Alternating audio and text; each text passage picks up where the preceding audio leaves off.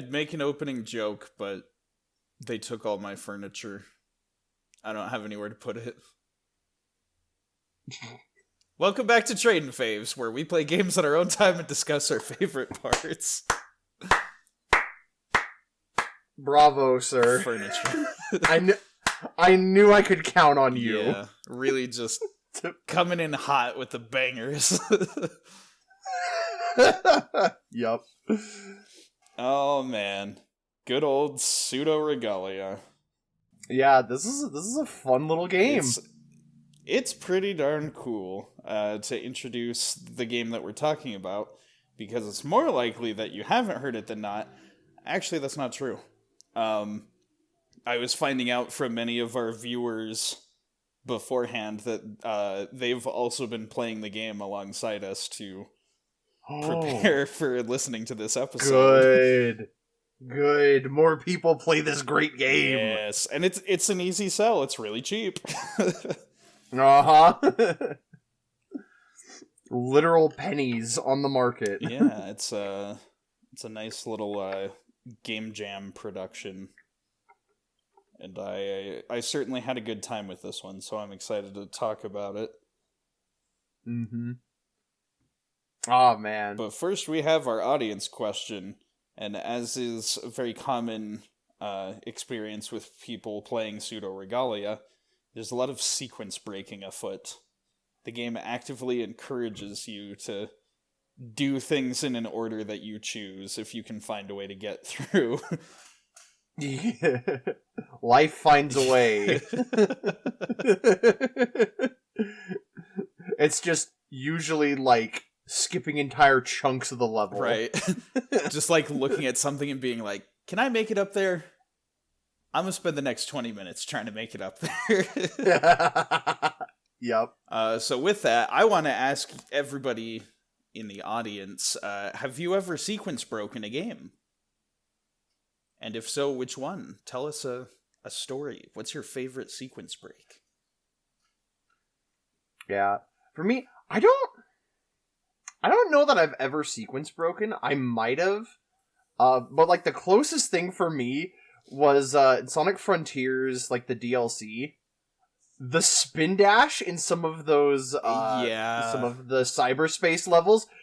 It felt like sequence breaking. Like, you could skip entire chunks of the level just by rocketing off. You can skip and I was like, this is fun. Not even just, like, in the cyberspace levels, but, like, all the little puzzles set up on the island that have these, like, long, arduous climbs, but, like, you just find the right slope and you spin dash and bada bing, bada boom. Uh-huh. You skipped a bunch of it. I think that's fair. Yeah, just, I don't know. Sequence breaking is cool. I watch a lot of Summoning Salt videos, so like, you know, I just see it and I go, dang, I wish I was that cool. You gotta learn the ways. As for me, I feel like there probably is a couple of sequence breaks that I've tried before. I know there's one in Diddy Kong Racing that's really cool. In Hot Top Volcano. There is, weirdly enough, there's a loading zone under the lava in an area. Right. And so if you get, like, a level 3 boost and, like, do a barrel roll into the lava at a certain angle, it causes you to go under the stage and then into a loading zone, which will take you back to the island, and you can go, like, straight to the final boss that way. What the heck? Which is really cool. I haven't seen that one. As for something more recent that, like, I remember doing, Metroid Dread has a lot of really cool sequence breaks. I was gonna say, I was like, oh yeah, because there's the one you get the bombs. Right, there's the early grapple beam sequence break. That's what it is. That allows you to, you know, like, I had a friend who was telling me about, like, sequence breaking that game, and then he was like, I don't remember how you're supposed to do it, so I just always do it the sequence break way. Yeah, Metroid Dread is really cool for that, and they have tons of stuff that's like, if you get there early, the game like accounts for that, which I think is really cool. Yeah, this game though, it kind of just felt like sequence breaking, but also like not really, because you could kind of just like, once the game opens up, you just kind of go wherever. Yeah, it's very open-ended. There is some stuff that you do have to get, like, you can't get until you have specific power-ups, but a lot of it is kind of just like, it turns it loose, which I think is really cool. Well, shall we cover, as we always like to start with, our history, where we found the game? Because for you, I just introduced you to this game, and that was the extent of it. I had heard of it before. I have here in my notes, I saw a trailer once. And that's the end of my notes. I think I saw that once, and then I forgot about it. Because I remember you were talking about like a retro-inspired platformer game. And I was like, oh, which one? I saw a trailer for like 3 of them. And then you showed me which game it was, and I was like, "Oh yeah, that's the one with the goat rabbit cat lady." Yup. Yeah. For me, I actually discovered this. Once again, shouting out infinitely more popular YouTubers than us. But it was Nitrorad. Did a video on Pseudoregalia, and like, if you're not following Nitrorad, you owe it to yourself to go check out his stuff. His stuff is really good, like genuinely some of the most well researched and just enjoyable videos on just like, I think his bread and butter is like old like Scrimblow platformers that nobody's heard of, and like horror games. And his stuff is so entertaining. And specifically, there's a segment in his video on Pseudoregalia where he does a breakdown of the moveset. And he has like this like flow chart of like, alright, from standstill, here are all the possible button input combinations that you can do for different moves. And it was like, I was looking at that and going, this looks amazing. I need to play this game. And so, like, you know, I put it down on I have like a list of like, all right, I want to go check this out, and like put it down on the list. And I was like, okay, I'm busy right now. I don't really have time, but like, I'm gonna check in on this game, because this game looks really cool. And then, Thanksgiving break came around, you know, and I mentioned this like last, our end of year like wrap up of like the games that we played. Right. And during Thanksgiving break, I got really sick. And so I was just stuck at home in bed. And so, it was like the Black Friday sale was going on Steam. And so my wife was like, hey, I'm gonna, you know, grab a bunch of different games, you know, since everything's dirt cheap. And so we were going through, and I happened to see that Pseudoregalia was there. And it wasn't on sale, but it was like $6. Right. And I was like, are you kidding me? $6 for this really cool looking game that I saw earlier? Heck yeah, I'll do that. And so I sat down with it, and what was really cool, so my wife actually got a Steam Deck for her birthday.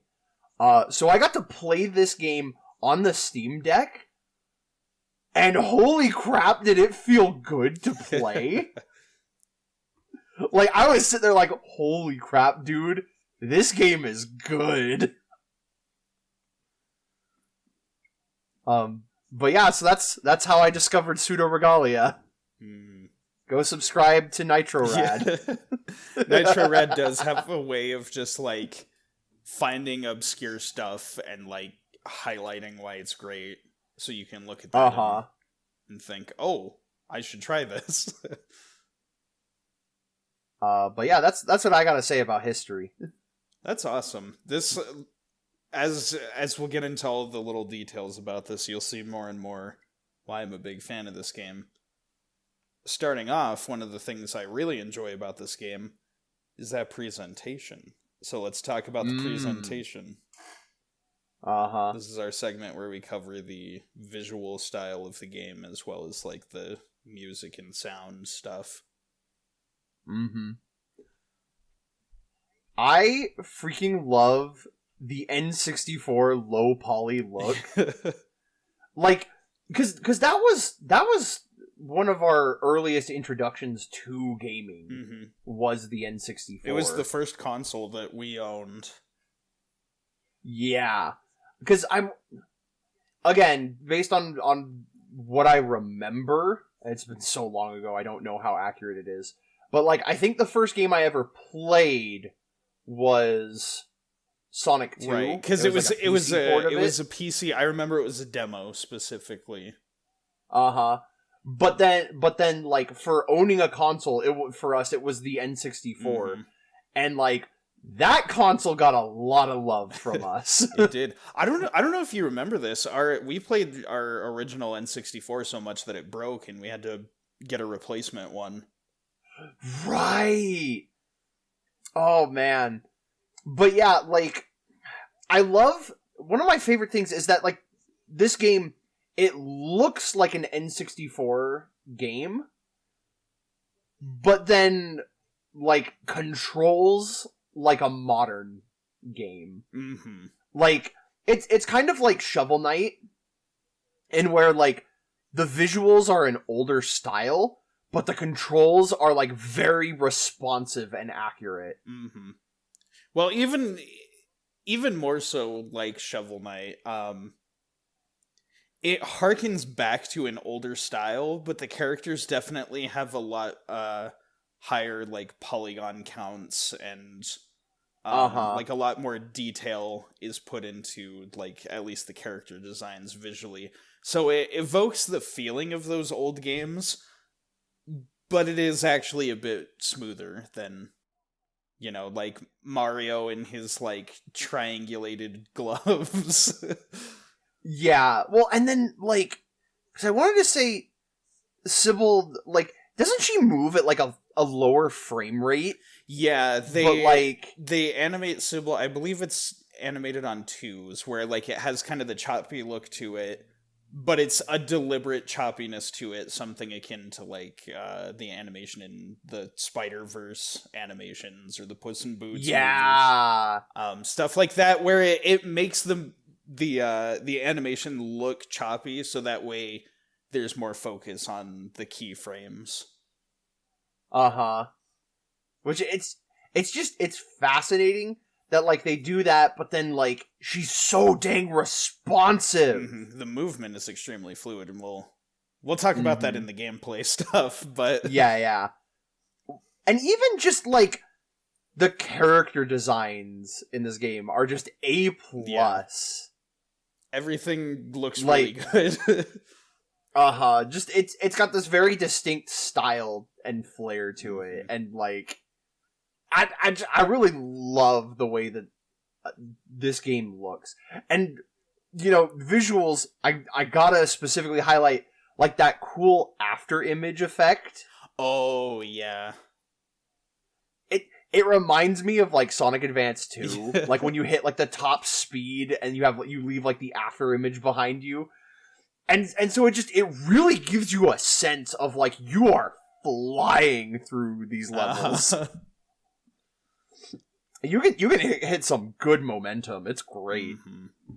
It's just like a really beautiful retro art style that has a lot of personality. But I will say I need to be fair in my critique of this game. A lot of the environments are kind of just like boxes.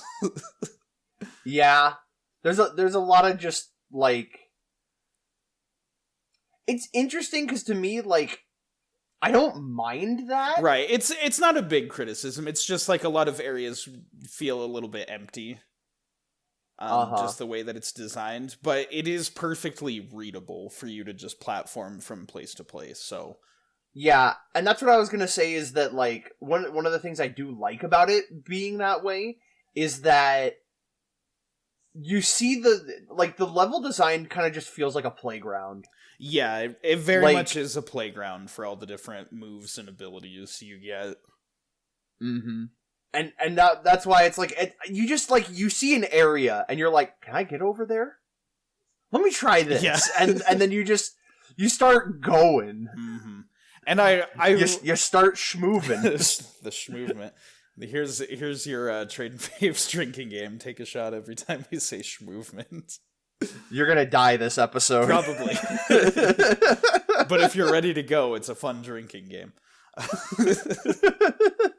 Now a positive that I do want to give the environment. Some people will say that it's a weird look for the game, but because it's going for a retro art style, I love the way they have, like, the textures are very, like, stretched out and have that kind of blurry look to them that games of the N64 and PS1 era had. It's there are quite a few areas in the game where I was like, oh, this feels like a cut level from Ocarina of Time or something. Yeah. And, like, that, like, N64, like, draw distance fog. Yeah. Like, it really does evoke the emotion that I had as a kid playing those kinds of games. Right. So it's like, it's cool to, like, that it looks like this, but it still feels so good to control. Mm-hmm. And it's the example of the fog as well as another case of the game, like, being reminiscent of older games, but functionally a lot better, because the fog was meant to disguise the fact that, like, you know, stuff would pop in and it would be really terrible on the N64 games, whereas the fog, like, it's still a good ways out, so you can see quite a bit of the level ahead of you, but it still gives you the feeling of those old school games. Mm-hmm. This is, like, and again, like I said, I watched that video, and, like, immediately the visuals are, like, what catches you, but then, like, everything else is kind of, like, just adds on to it. Right. You see, like, the retro art style, and that's what gets you in the first place, but then you realize, oh, hey, but it's actually also really good, and so it keeps you there with all the other things.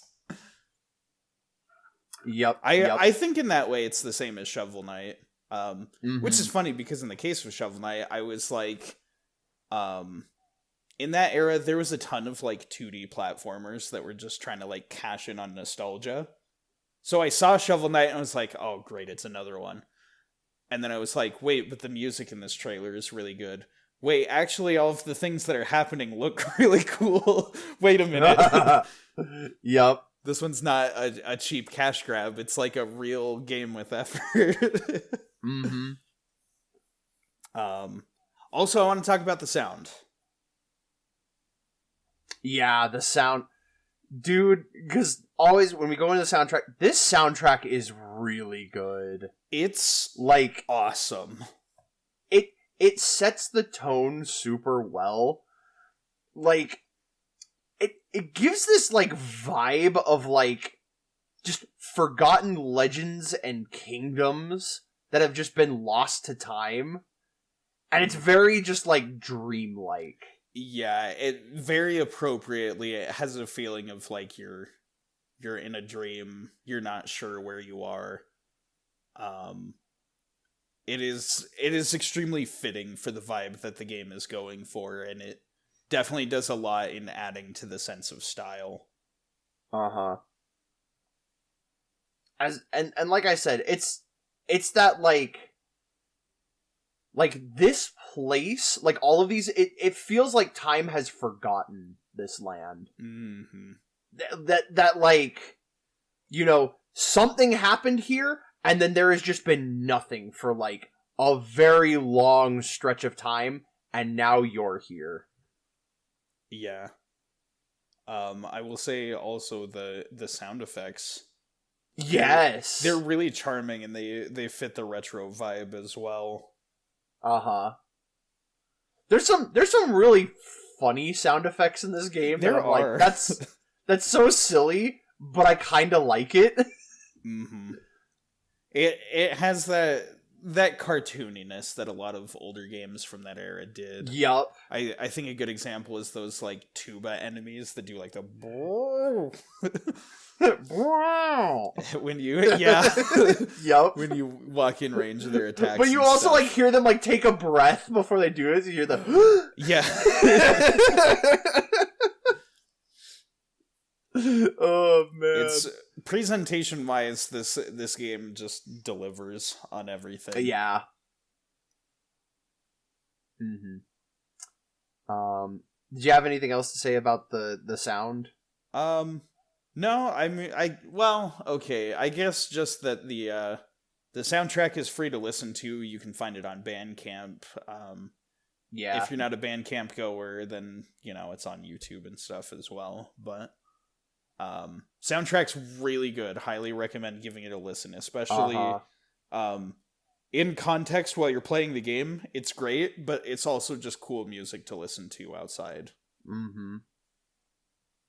It's very, like, you can just kind of play a track and just kind of vibe to it. Yeah. It's chill beats to platform and simp to Sybil too. To simp to Sybil.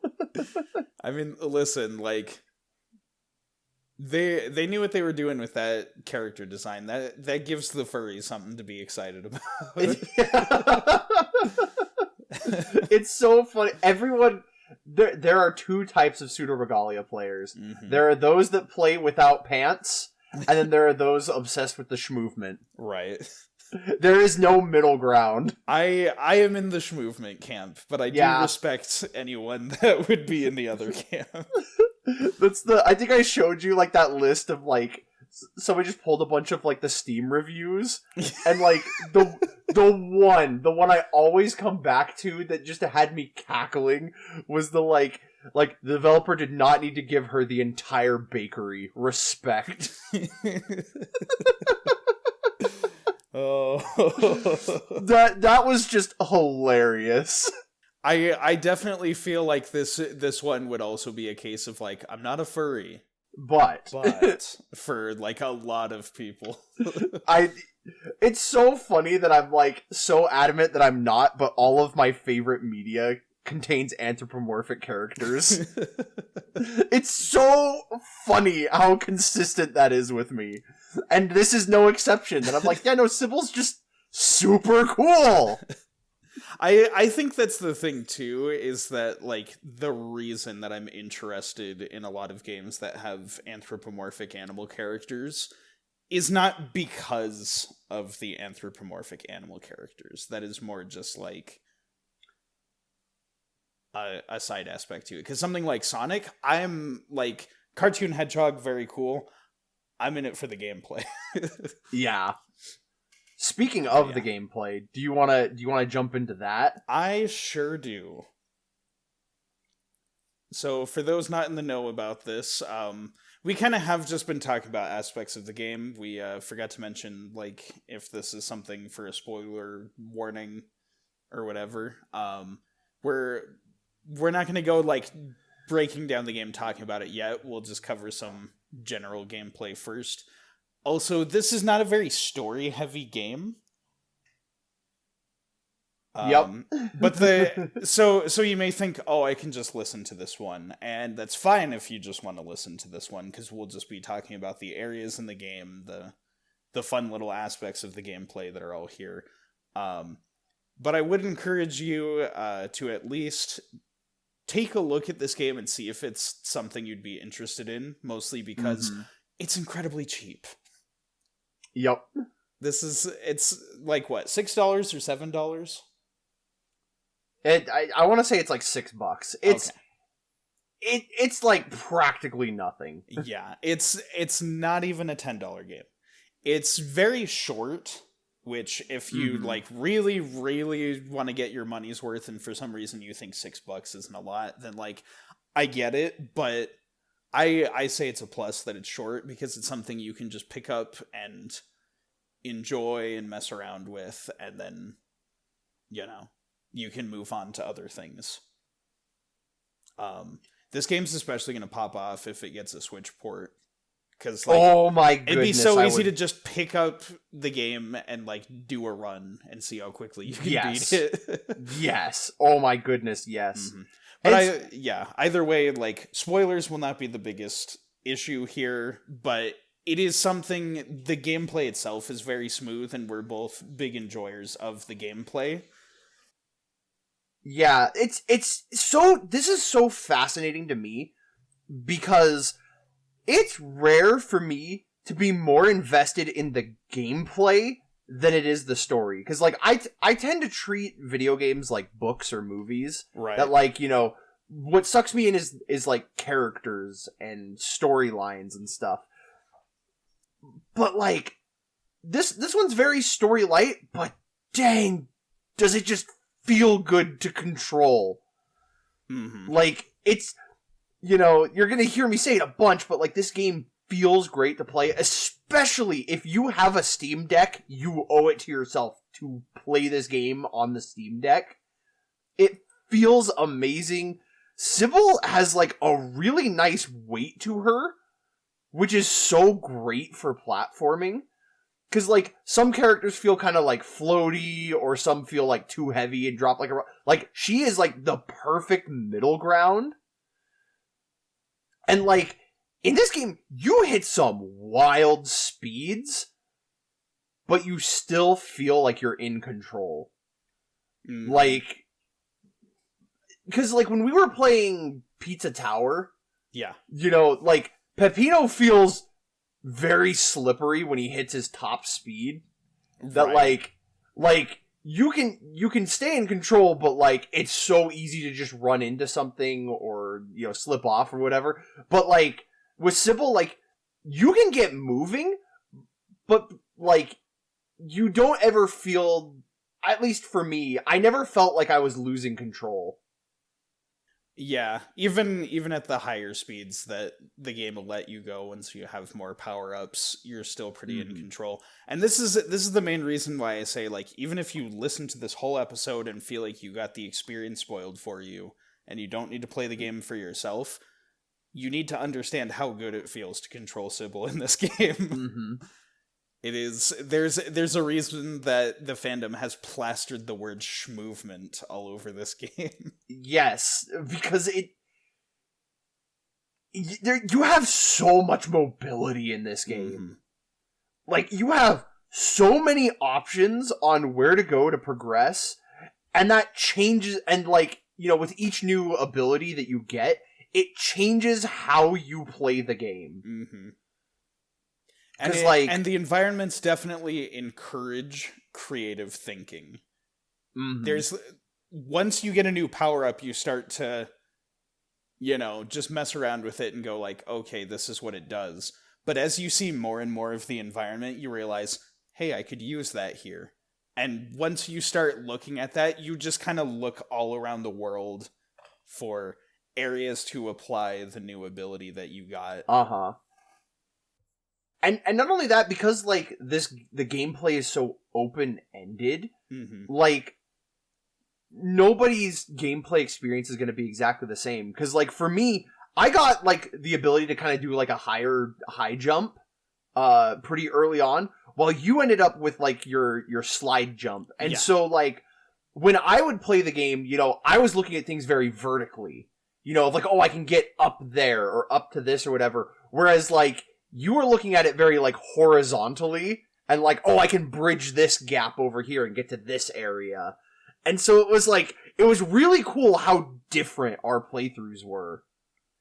Yeah, it's... The fact that they let you get the power-ups in different orders can, like, drastically change the way that you play the game, which is extremely cool. We have talked exclusively about the movement here. I want to talk a bit about the structure of the game as well. It is first and foremost a platformer because it's about the movement and about getting to a bunch of places.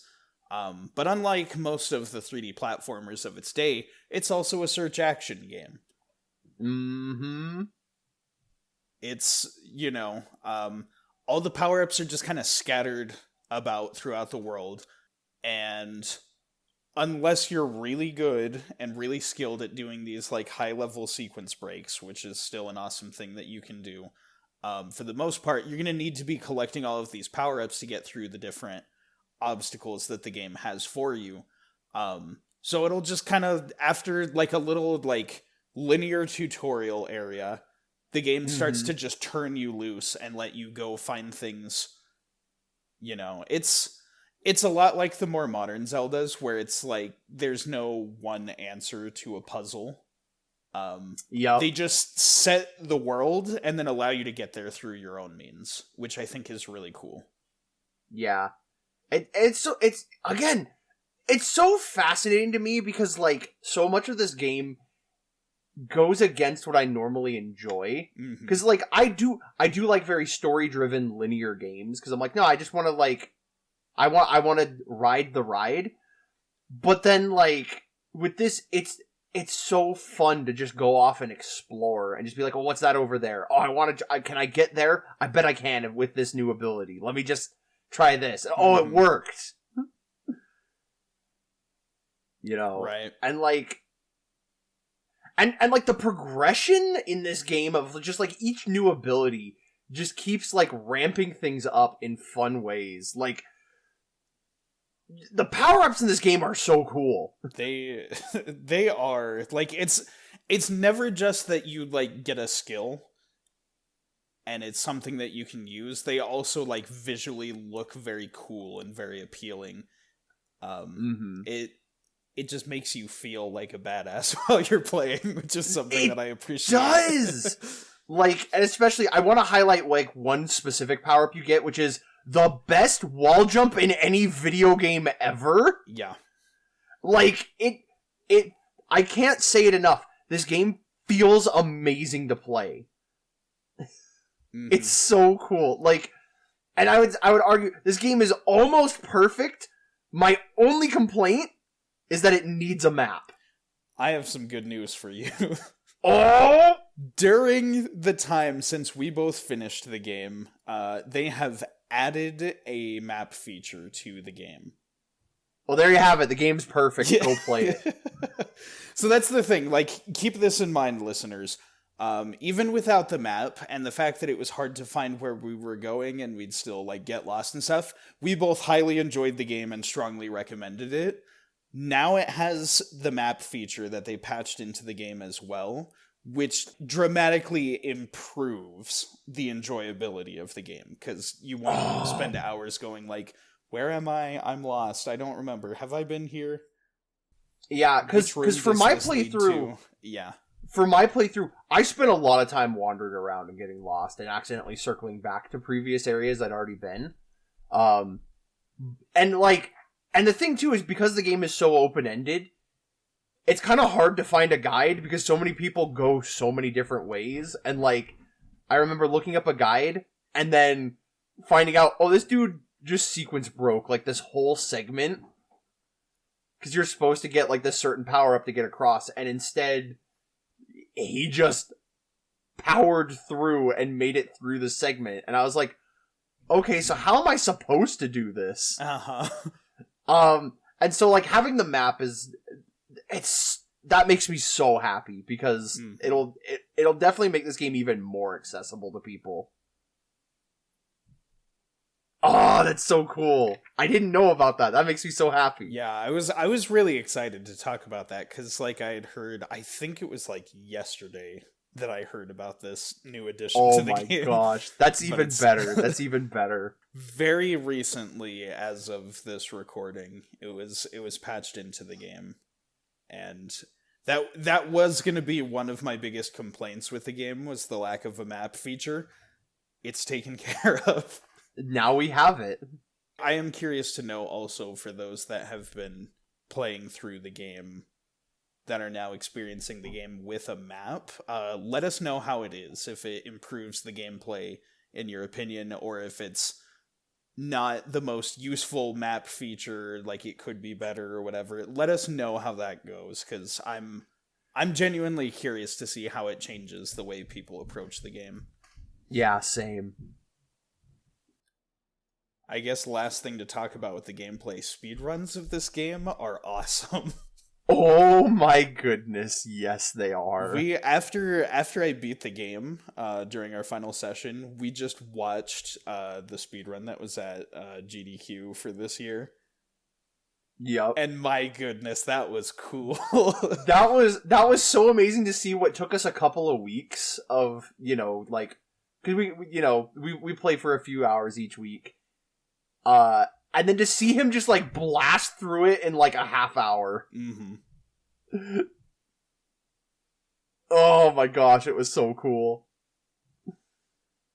It really was. It was funny. I also found that, like, purely just because I was sucked into the game and not thinking about time, our play sessions went a little bit longer with this game than they usually do. Yeah.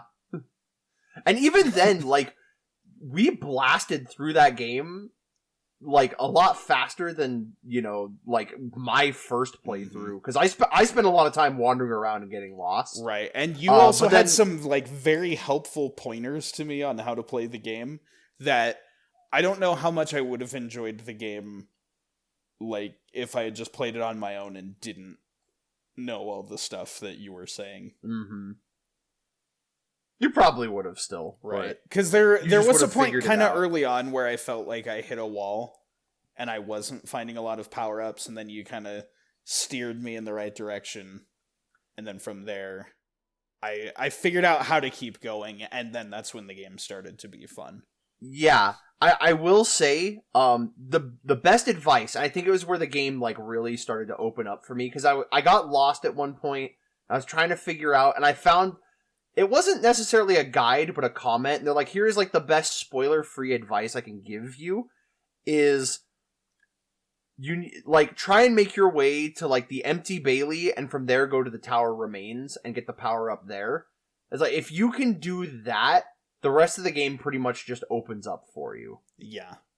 And I was like, that's great advice, because it's not really, like, spoilery. It's like, try and get to this area, and get the power up there, and then if you do that, then it'll become pretty clear what you need to do. Yeah. Speaking of the areas, because this is funny, we normally have, like, a story segment. Right.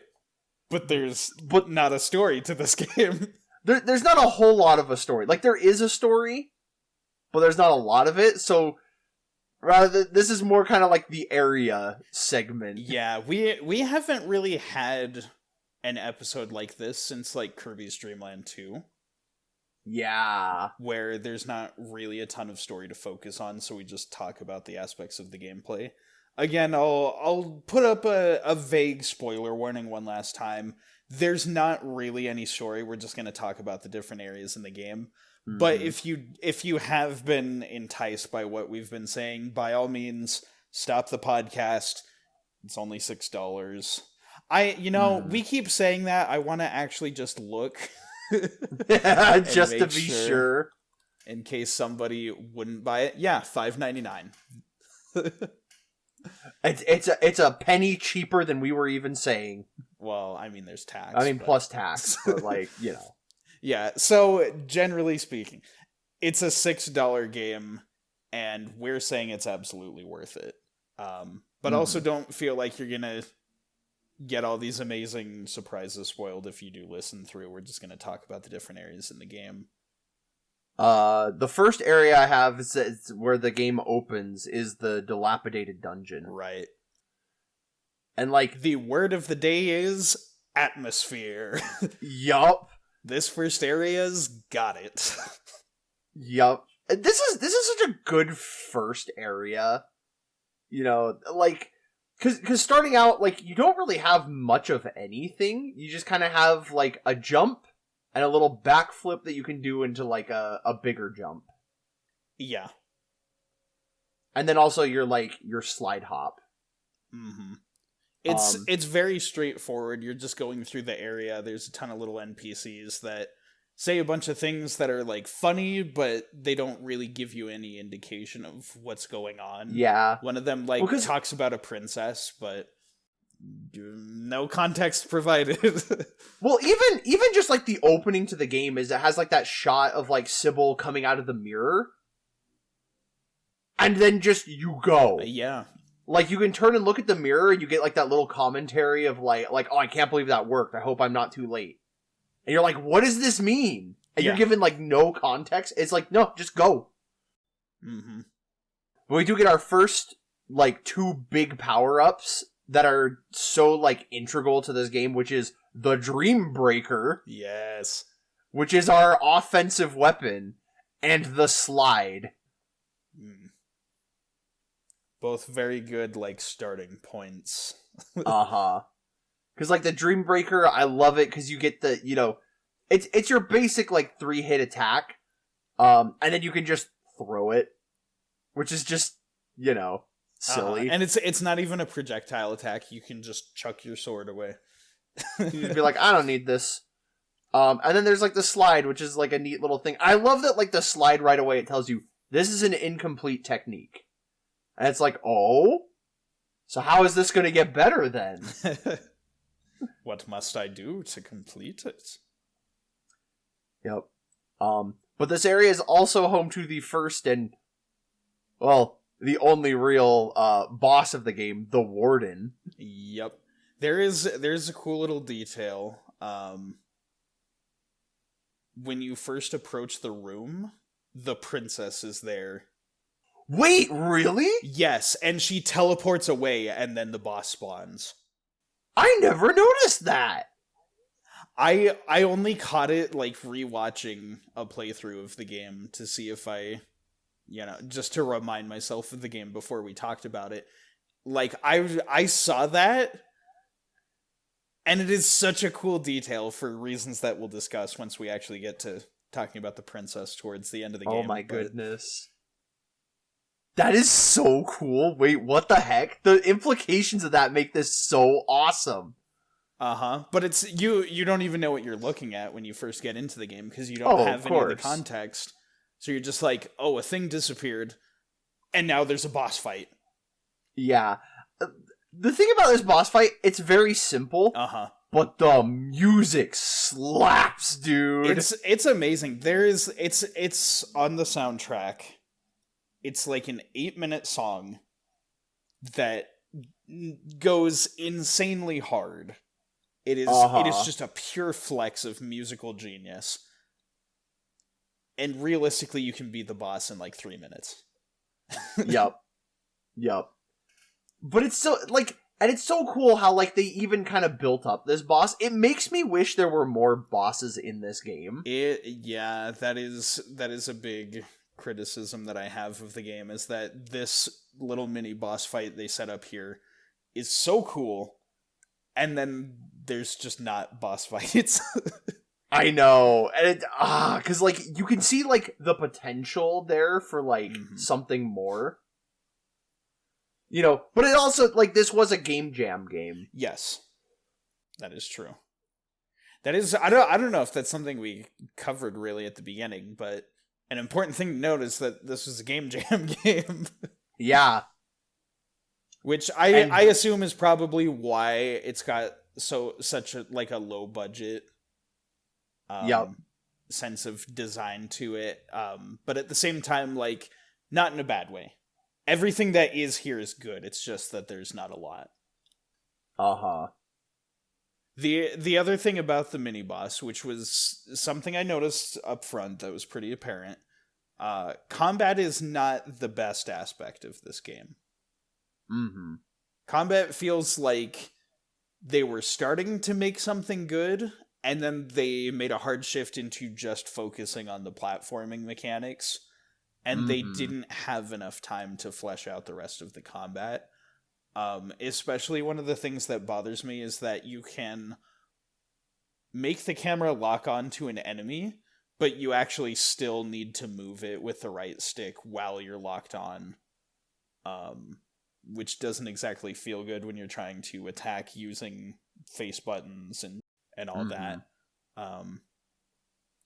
Combat needed a little bit more time to be in the oven. It's good enough to get a passing grade.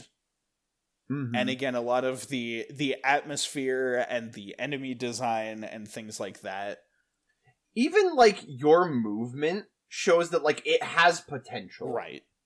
It's it just one of those really needs a reworked camera and maybe a few more offensive moves. Yeah. Cause like the combat isn't the focus of this game. It's not. And so like when it is the focus, it kind of shows that like, okay, they added this and it wasn't totally like the focus. Right. If that makes sense. Like it needed a little more time and a little more work put into it. But like the movement is so good that like I can kind of overlook this. It has enough good points to make up for the lack of what's there. It's a lot like I think this is a pretty apt comparison. It's a lot like Super Mario 64. Yes. Where like it's very fun to explore environments, the different moves you can pull off are all super cool. And there is combat in the game, and sometimes the combat is fun, but it's definitely not anybody's, like, favorite part about the game. Yeah. And like, I'd argue the combat isn't bad. No, it's not. Like I said, there's enough good stuff to give it a passing grade. It's just not. It's just not the focus, and as a result, like, it's also... The movement is more important, and I think the game realizes that, and so it focuses on the movement. When you're making something for a game jam, and you're on a deadline, and you only have so much time and resources to put into what you're making, they did prioritize the more important thing in designing this game. I just feel like criticism is due, Yeah. It is, in addition to, like, the map, I'd say that's, like, the one other area that like this needs to improve. So maybe they'll release another patch and it'll fix up some stuff there. But maybe, yeah. Like I said, the music slaps, the theming and the setting is really good. And at this point you don't even have a whole lot of your kit. Yeah. You still have like kind of the basics. You got your slide and your smacking things, and you can heal. Yep, and you can jump. From the dilapidated dungeon, we go to Castle Sansa. Uh-huh. I will say it's a good early game to get your bearings. Yeah. It's definitely like safe enough that you can move around and get a feel, because you're still kind of learning how to play the game, but you still get to enjoy that sense of discovering new things. Yeah. Finding enemy types and all that. That's interesting, because for me, I felt like Castle Sansa was like the easiest place to get lost in for me. Because this is where like there's those 4 different pathways you can take, and they're all like interconnected. But like I'd forget which direction was which again was like one of the biggest reasons I wanted a map, because I would get turned around at that crossroads so much. Right. Yeah. Now when I say get your bearings, I mean more like get a hang of the controls. Definitely the environments, I think you're right, it's pretty easy to get lost. I'd admittedly also say that this is one of the less interesting parts of the soundtrack. Mm-hmm. At least comparatively to the other stuff. But it's kind of got a Mega Man Legends vibe. Yes! I'm here for it. Yeah. Well, this is also where you get the indignation ability, which is your magic meter. Yes, that's right. And I thought this was interesting. This is one of the reasons I kind of wish that combat was a little more fleshed out.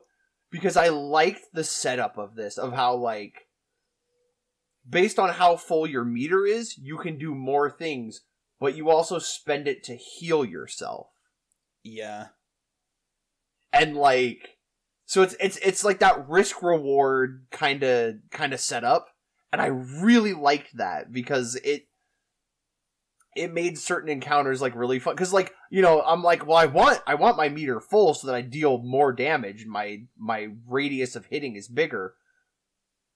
but also, like, can I heal real quick and then beat up some of these mooks to, like, recover some of my magic? And, you know, so, like, I would always, like, leave enemies alone so that I could do that. So that I would be like, oh, hey, now I can heal and I can go get more magic. Yeah, I really thought they were going to give me some kind of, like, a special attack that consumes magic, but... Yeah, well, they do, but, like, significantly later into the game. Oh, that's right, yeah. Mm-hmm.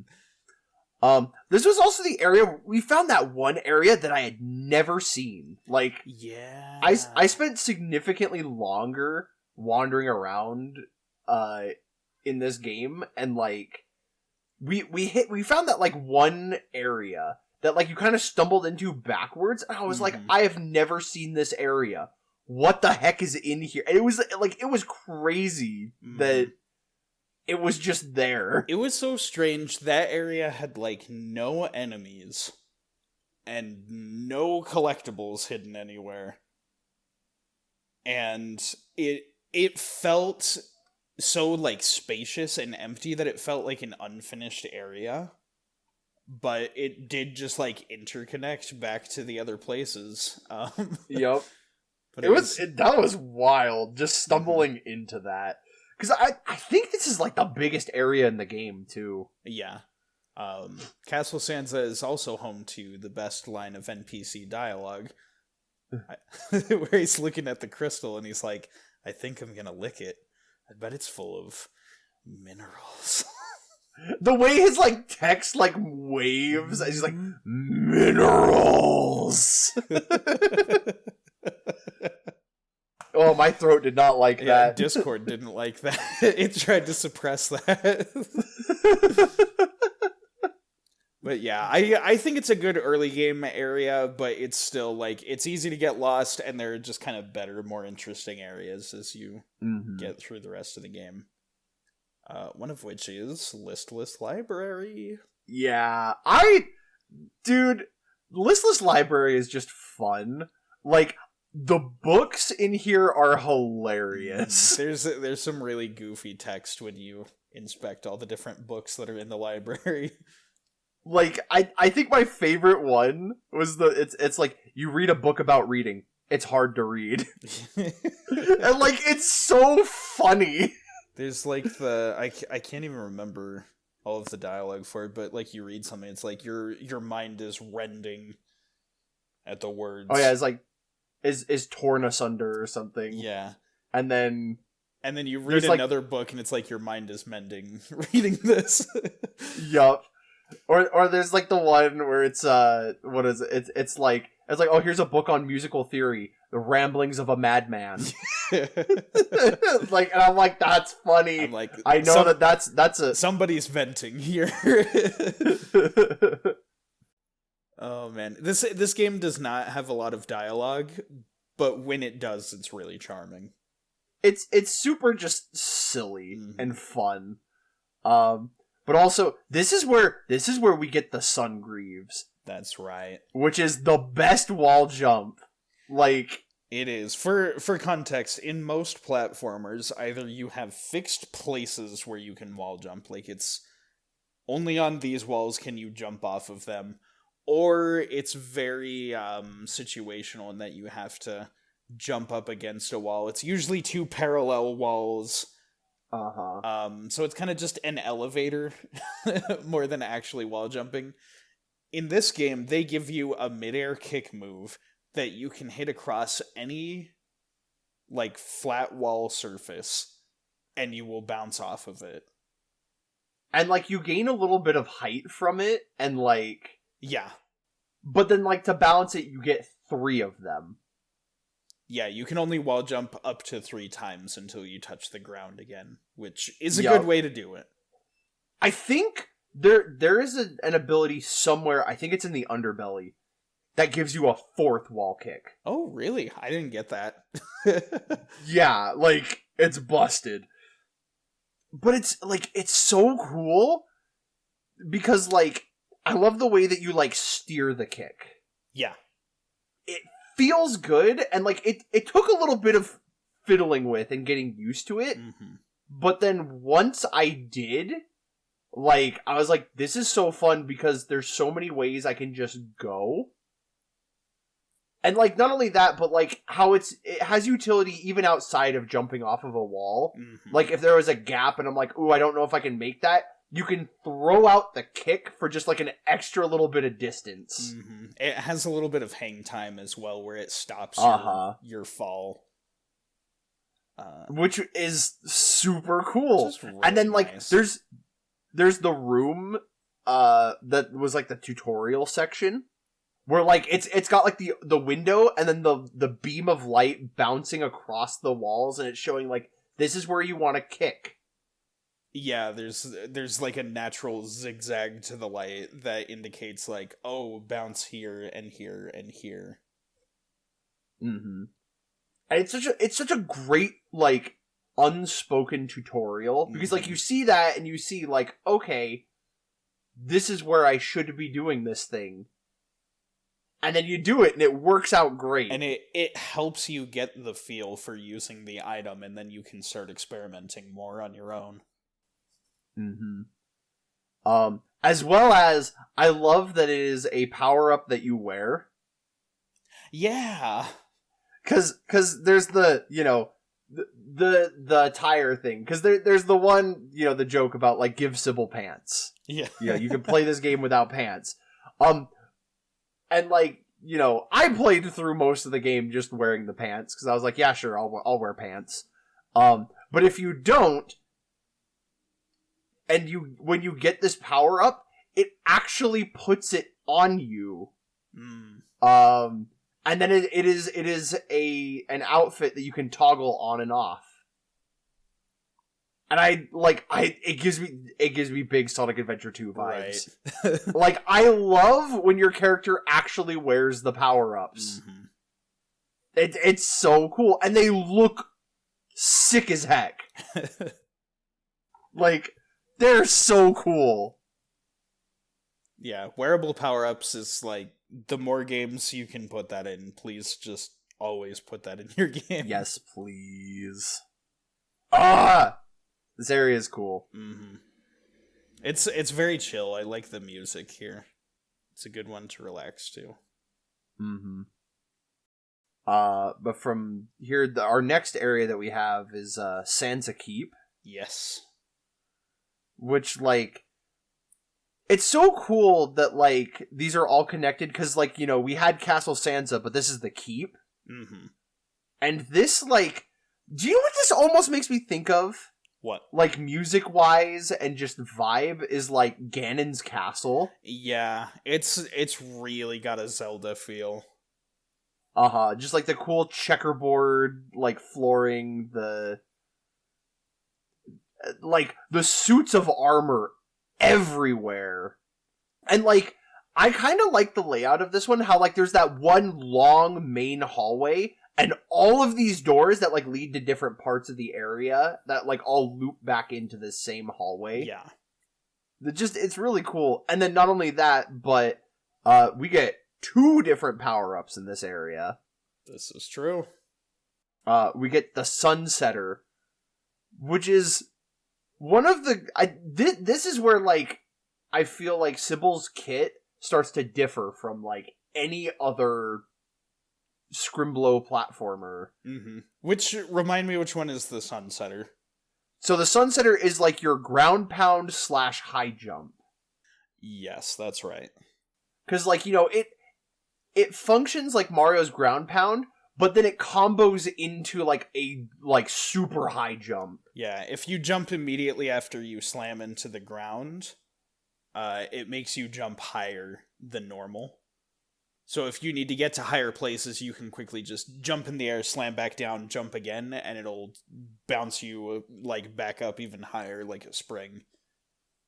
Uh-huh. Which is such a cool, like, move. Like, I want to say, like, in a different area, there were, like, those steps going down, and, like, I remember just, like, how you can just combo those jumps, like, and I was, like, jumping up these steps, and I was like, this feels so good, this is so fun. Yeah.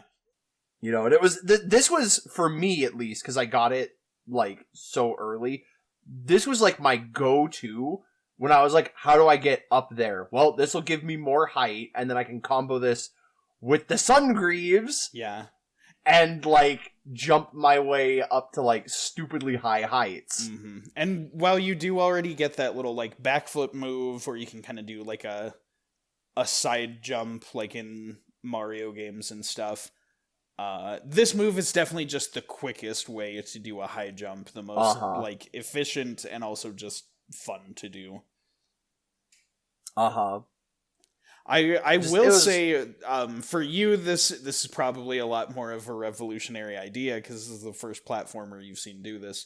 For me, and those that have also played this game would recognize, Mario Odyssey has something very similar, where if you jump out of a ground pound, it sends you higher. And it is so much better than having to, like, crouch and backflip, or run, turn, side hop. It's just faster and more enjoyable to do. You just slam into the ground, bounce off. And then what's interesting, because like we came back way later, and found the strike break. Oh yeah, which is like yeah. If you remember, we find it here, and it's really cool. Like it doesn't have like a whole lot of uses, and again, it makes me wish there was just a little more combat because this is like the hold to charge your attack and then land a big hit. That's right. Yeah, I very quickly forgot about this ability. Yeah, well, because mostly what you ended up using it for was like breaking open those green and black checkered doors. Yeah, like the walls, because those block your progression until you get that power up. But otherwise, I'd kind of forget to use it outside of combat, or well, I'd forget to use it in combat because. In fact, that's the other thing too. I'd get to a wall and I'd start smacking and go, "How do I do this again?" Oh yeah, I charged it up. Yep. So maybe a little more incentive to use that would be nice, but it's still a pretty good power up. But yeah, and then the other thing here, because like, you know, coming back here later after we were started our hunt for the keys. The throne room is so freaking cool. It is.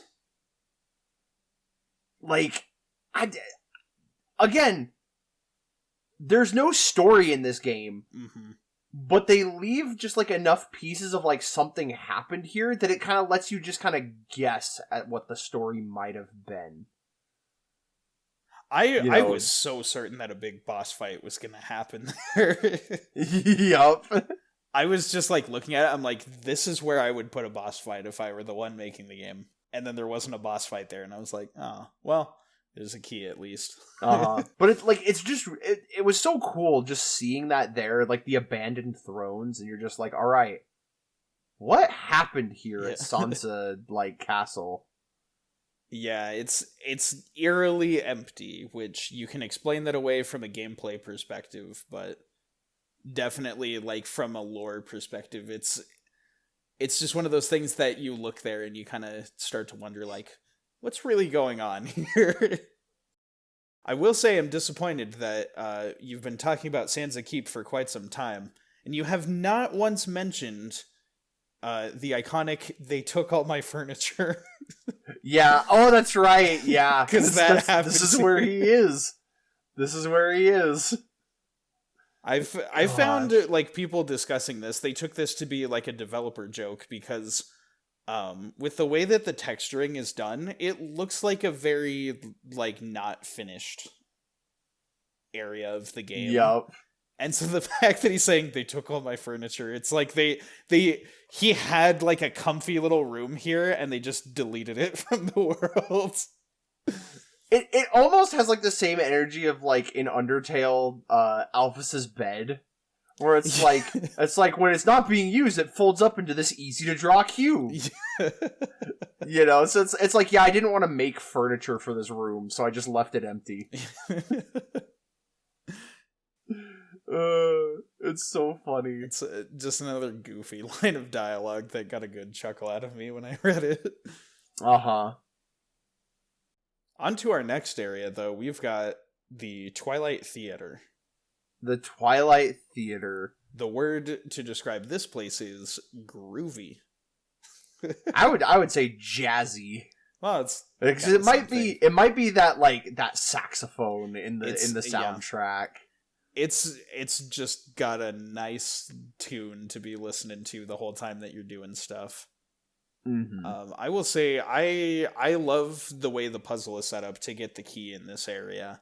The way that it's got the 3 paths all interconnecting to the stage.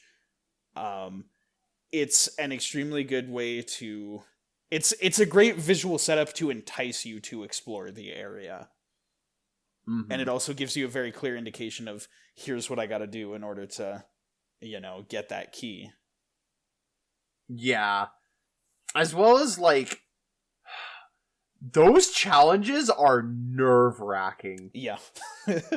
Like, this is some of, like, the wildest platforming and just some scary jumps over bottomless pits. Yep. And, like the whole time, like, I was there, I was like, how is this possible? But then I would do it, and I was like, this is so, like, tense. Yeah. Because they have you, like, running around, like, just the outer walls of, like, these platforming segments with, like, almost no footholds. And that's not even mentioning, this is where you get the Soul Cutter, which is your projectile move. Right. I went through a lot of the game without that one. Yep. Well, and then it's funny, because after you got it, like, you're like, oh, it consumes your magic, and you're like, well, I don't want to use it then, because I want to keep my magic. Right. Which is just really funny. I found that I use it a bit more. Okay. Just because, like, there'd be stuff that's far away, and I was like, can I hit that with my projectile? Because it goes pretty far. It does. It's got some good reach. Yep. And then also, there's some funny... The goats in this game are just some of the funniest characters. Mm-hmm. Because there's, like, that one just hall filled with goats. Yeah. Like, and I was like, what the heck this is so funny. Why are they all here? And then this also has the one just, like, off secluded in this, like, own little corner. And he's like, don't talk to me. I'll kill again. Or whatever. I'm just like, why are you here? What do you mean you'll kill again? Again, one of those things they just leave you to try and guess what the story is. Like, the story is so open-ended, but they give you just enough to be like, yeah, figure out your own story. Yeah. Oh, man. But yeah, no, the Twilight Theater is really fun. This is also that area with that segment that I got stuck on because the guide I looked up, he sequence broke. Yeah. And it was like, what the heck? How am I supposed to do this? Well, no, I like this area a lot. Yeah, it's a good one. Our next area is the underbelly. Dude. This is probably the most tonally different area. Mm-hmm. This area is unsettling in the coolest way possible that a video game can do unsettling. It's peak atmosphere. Yeah, like, there's so many cool set pieces in this area. And it feels like a dark area that we are not supposed to be there. It's the game's way of telling you it's not messing around anymore. The music starts with that eerie drone. If you don't have the light power up, then it's just like really dark. Yeah. The screen's constantly getting darker and you can barely see where you are. Which this is where we get it. Yeah. It's the ascendant light. Mm-hmm. Which I love that it has multiple uses, like it lights up the area. But also, like, when you hit enemies, you bounce up in the air. Right. Oh, man. Like, it's so just, like, dark and unsettling, but then, like, there's still funny stuff here, like the little knight. Oh man, that little knight. That got me it is good. the best fake out in any video game, because, like, you go up and you're just like, oh, there's like this really big, like, suit of armor, and then just like a little one next to him. And you're kind of just like, oh, what is that? You know, like, you're naturally inclined to go look at it. And, like, the knight enemies stand still for, like, a good few seconds before they start attacking you. Mm-hmm. And then he just comes at you with all of his might. With the ferocity of a regular suit of armor enemy. But he's just a little guy. He's just a little guy. It's his birthday. You wouldn't hit a little guy on his birthday. I would if he was trying to kill me. Well, he'll kill again. Oh, this is a good area. It definitely reminded me of, like, my first time seeing the Nether in Minecraft. Where it's just tonally so different than the rest of the game and just so, like, creepy, and you just feel like everything's gonna kill you at a moment's notice. And there's, like, again, so many cool set pieces. Like, there's that room where, like, you have to hit all of the switches to raise that platform up. Mm-hmm. To get to, like, the top. Which I think is where you get the Ascendant Light. And then there's, like, that one room with all of, like, the spike eyeball enemies, like, just circling this tower. Yeah, and you just bounce off the enemies to climb. Yup. Oh, it's so cool. The Underbelly just has, again, so many fun areas to explore. Mm-hmm. From there, we've got another really fun area to talk about. Yes. One that I actually got to quite early, so it was kind of funny that it was listed this late into the game. Yeah. Well, and that's the thing, too, because, like, I was the exact opposite in my playthrough. This is one of the later areas I got to. Oh, okay. Yeah, this is the Empty Bailey, which is... Dude, I love this area so much. It's so cool. The music here is so good. Mm-hmm. And I love the colors. It's such a pretty area as well. Yep. It's the, like, you've got kind of the ashy gray and then some, like, greens and, like, the pink fog in the distance. Like, It looks really nice. It's like if you know, Castle Sansa or whatever, like, is the castle, this is the town. Mm-hmm. Like, that they ruled over. And, like, the fact that it is, you know, the Empty Bailey. Mm-hmm. There's nobody there except, like, monsters patrolling. Right. And it's so cool. The design of this place really reminds me of Hyrule Castle from Smash 64. Dude, it does. With, like, the green roofing and then, like, the gray stone walls and everything. This was definitely the point in the game where I knew that I was in love with this game. Yup.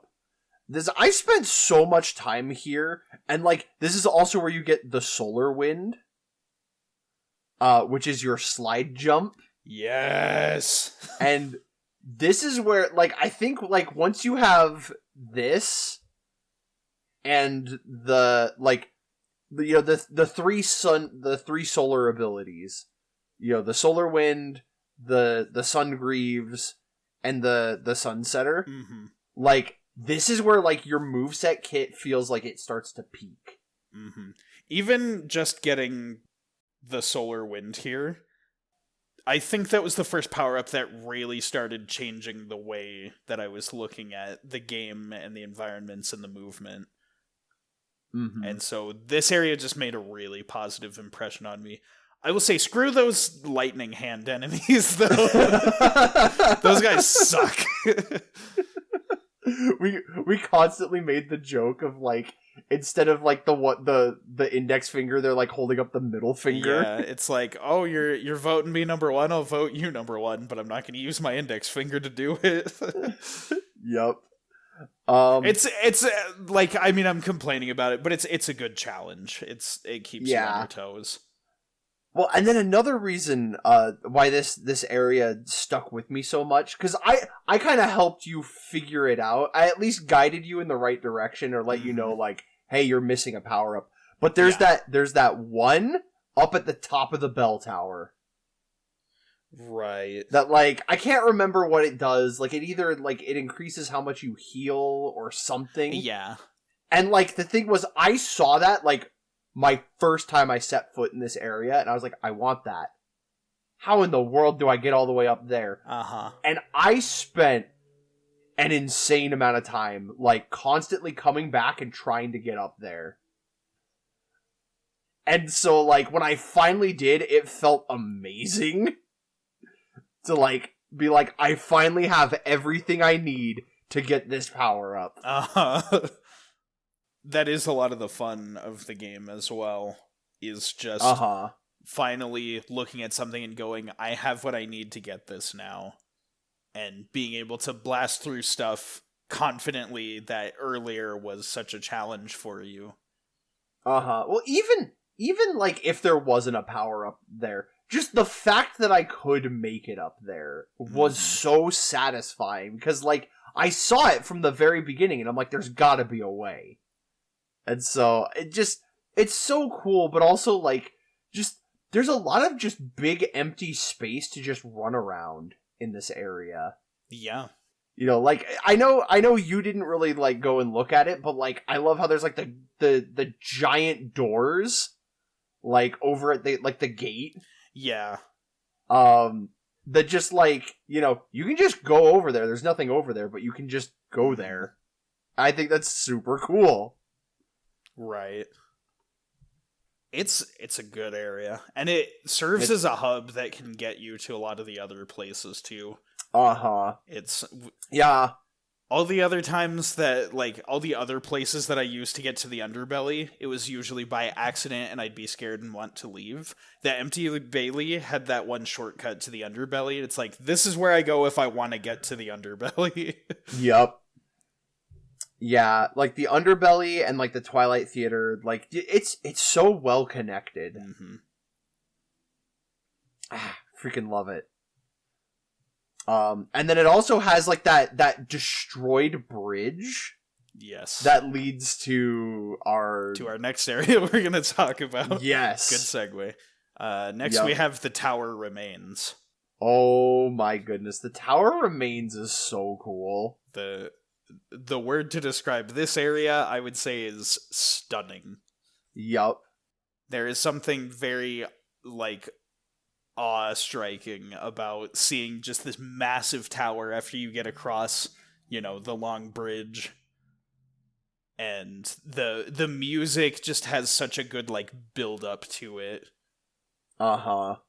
The like, the gravestone or whatever that has, like, the prophecy or whatever, like, basically just telling you, like, hey, collect the 3, like, sun power-ups, and you should be able to make your way in. Yeah.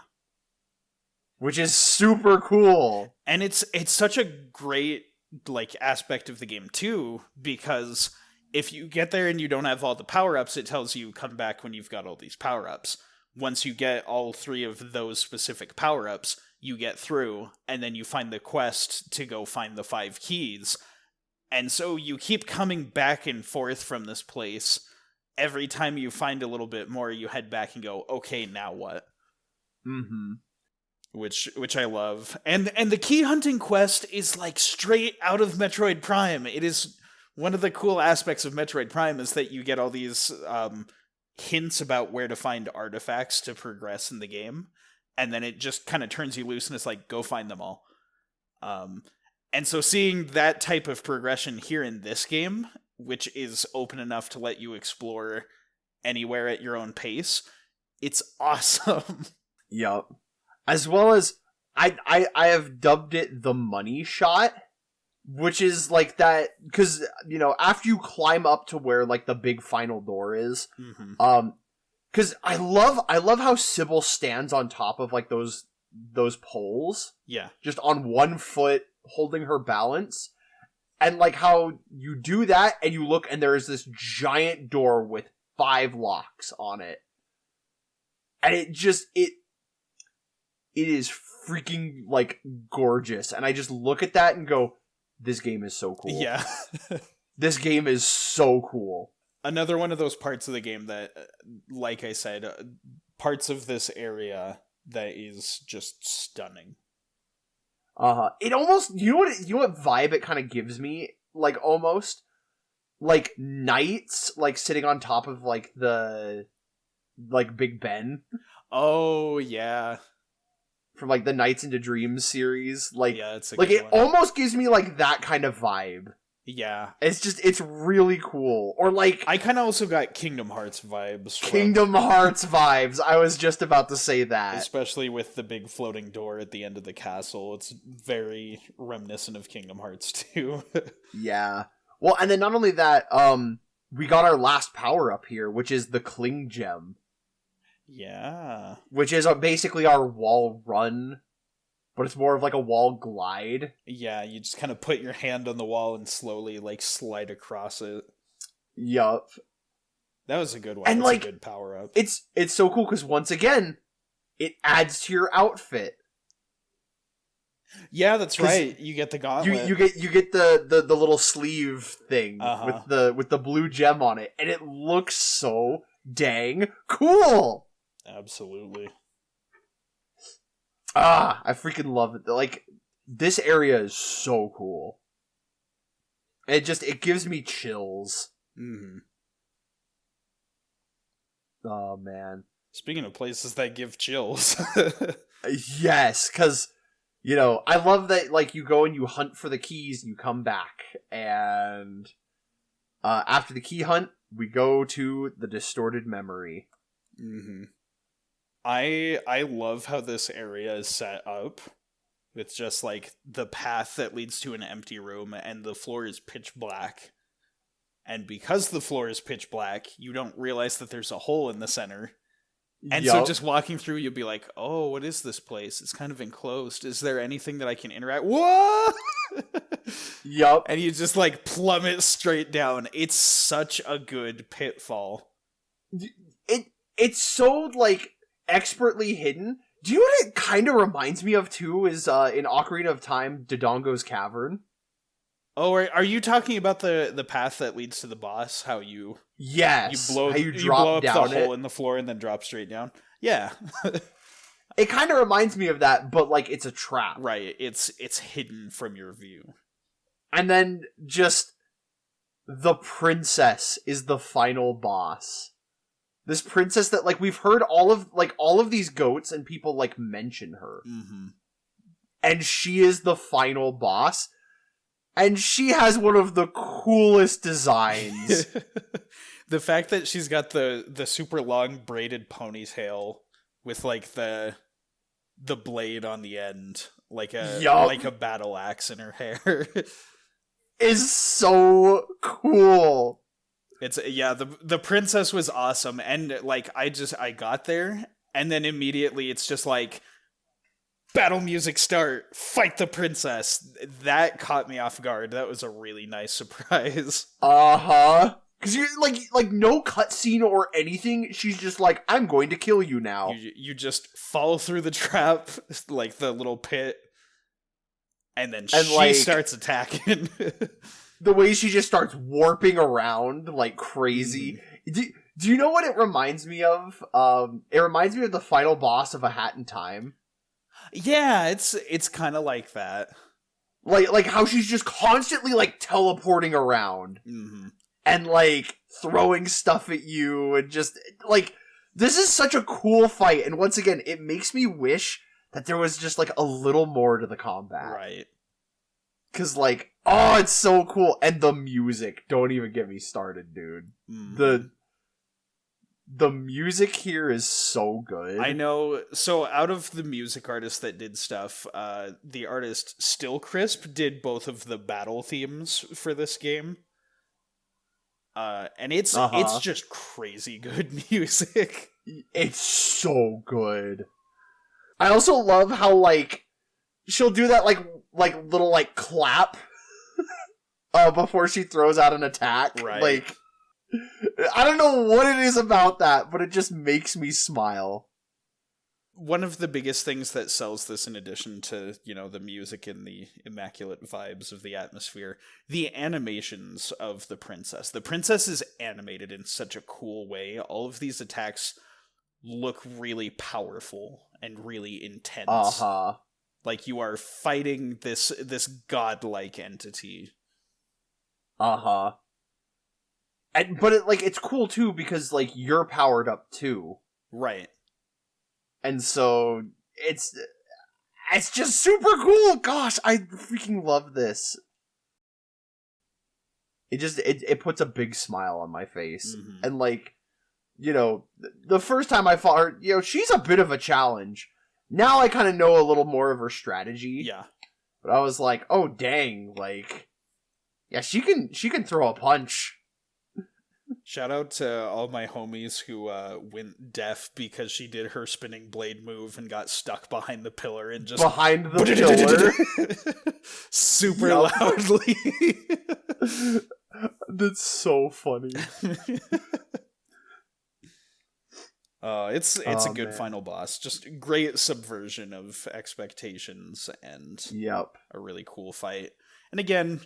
It would be so nice if there was a better lock-on system. Yeah, well, not like, and that's the thing too with it being her. It is a subversion of the trope because normally you fight and save the princess, but we are now fighting the princess. Right. She is the final threat. And then, of course, unless you have anything else to say about this fight, nah.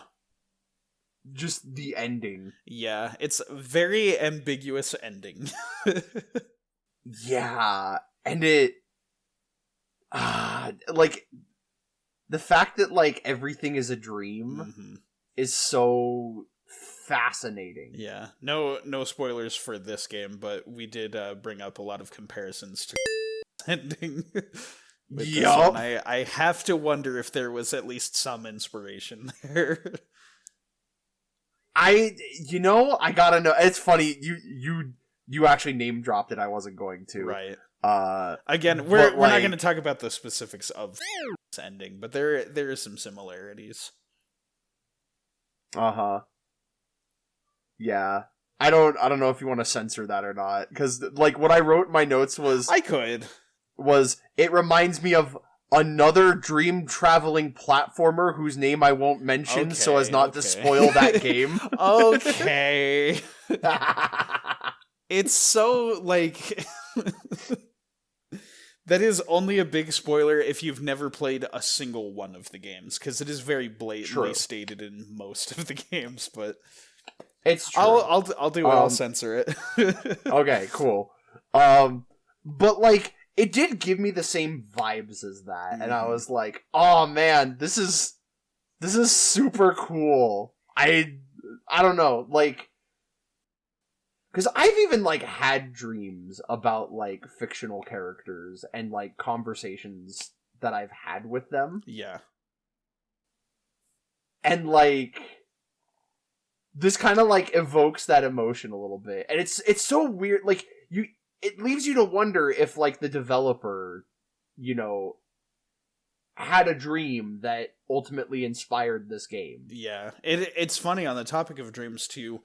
Most of the times when I've dreamed about video games, they've actually been in older games with sort of the low-poly world. I've had a lot of dreams of, like, being in Hyrule Field and Ocarina of Time and stuff. Most of those, like, retro early 3D games are the kind of environments that if I dream about a video game, it's usually one of those. And so the fact that it's a game that's about dreams that has this look and feel to it, it was kind of like, oh, that's neat. Yeah, and, like, kind of, the thing, too, is, like, the game just kind of abruptly ends. Yeah. And, like, it doesn't explain anything, which I think is super cool, because, like I've been saying this whole time, it's very story light, but there is a story there, and it kind of leaves you to, like, kind of piece together your own interpretation of the story. Yeah. Which is super fun, and I freaking love doing that. Because kind of, like, my read of the story, at least what I understand, is that Sybil went into this princess's dream, you know, to defeat them so that they would wake up so that they could save them. Yeah. Like that's kind of like my read on it, is that this princess has become corrupted and needed to be stopped, but like by doing that, by stopping them, saved them. Yeah. Again, it's all like weird, ambiguous stuff in this game. Yeah, and so but I mean, kinda... I agree. I agree with this sort of idea. It's, I mean, like, again, with dreams being the focus of whatever, you could also see it as, like, all these different aspects of a person's subconscious. Yeah. Like, maybe the princess is, like, a more harmful, self-destructive side of this person that, you know, the person needs to be doing better to take care of themselves or needs someone to take care of them. Because even, I want to say, what is it? Like, when you defeat the princess, like, their first line of dialogue is not the kind of person you want to hang out with, right? Yeah. Which is like... And this is interesting, too. This might be me reading into things a little bit, but, like, the way the princess is modeled, like, her face is almost kind of just painted on. Yeah. And so, like, I wonder if it's, like, shattering that mask that she is wearing. Mm-hmm. The princess could even be a person that the dreamer knows in real life. Yeah. That is not a good friend for them or something. That's an interpretation as well. Uh-huh. And, like, it could be about, like, a messy, like, breakup. But, like I think my favorite thing is how, like, they thank Sybil for coming. Mm-hmm. And, like, it's specifically, I'll write the name down so I don't forget it when I wake up. Yeah. You know, and I'm like, that's so cool. And then, and like, the thing too is like how, because there's the start screen, how it's like Sybil floating through space. It almost implies that, like, you know, our journey began with us traveling to a different dream, you know, and so we're flying through this void, reaching that dream, and now that we've, like, they've woken up, we are leaving to a different dream. Mm-hmm. And it kind of, like, loops back into itself. Yeah. I don't know, this game's just cool, man. It's cool. I love open-ended endings to games that kind of leave you to just kind of think about them. I will say, I think it's a little more deserved when there is, you know, more of a story there. Uh-huh. Because it's, like, I don't know. An open-ended type of ending doesn't hit the same way when there's not a lot of story to begin with. Uh-huh. Again, just one of those aspects where I'm like, a little criticism where it's due. But again, for what is there, it is cool. Mm-hmm. I'd like to see what this developer does next. Yes. And be it like word on the street is there's a new game that's in development by them that I believe is like unrelated to this game entirely. They're just working on a new thing. But I don't know. Yeah, because like on the one, there's like a part of me I'm like, I would love a sequel to this game, but then also like whatever you do next would be interesting too, and like. They are worth keeping an eye on. Yeah, they've already proven themselves very capable. Uh-huh. In making a good game. It's just like a little bit more like budget and time spent on a game, I think could make something like really incredible. Agreed. Some real game of the year material. Yeah. But for now, at the very least, with a cute small game like this one, it's really good. Yeah. Like for a game jam game that, like, you know, blasted out how fast and like it's this good. Mm-hmm. And that's the thing too, because again, when I played this, I'd actually just finished like playing through Final Fantasy IX, and so I was like, I need something like just kind of smaller. Yeah.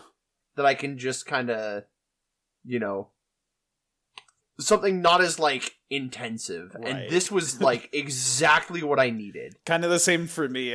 We were playing this in between me playing Elden Ring. It was a nice break from the tension of that game. Yup. But yeah, I think we're starting to creep into final thoughts territory, and it's not yet time for final thoughts, so perhaps if you'd like, we can move on to favorites. Let's do it. This is our section where our show gets its namesake. We tell each other about our favorite aspects of this game. And starting off first and foremost, I want to know, what's your favorite upgrade that you get in this game? Ability or upgrade? For me, it's gotta be the Sungreaves. Like, the wall kick ability.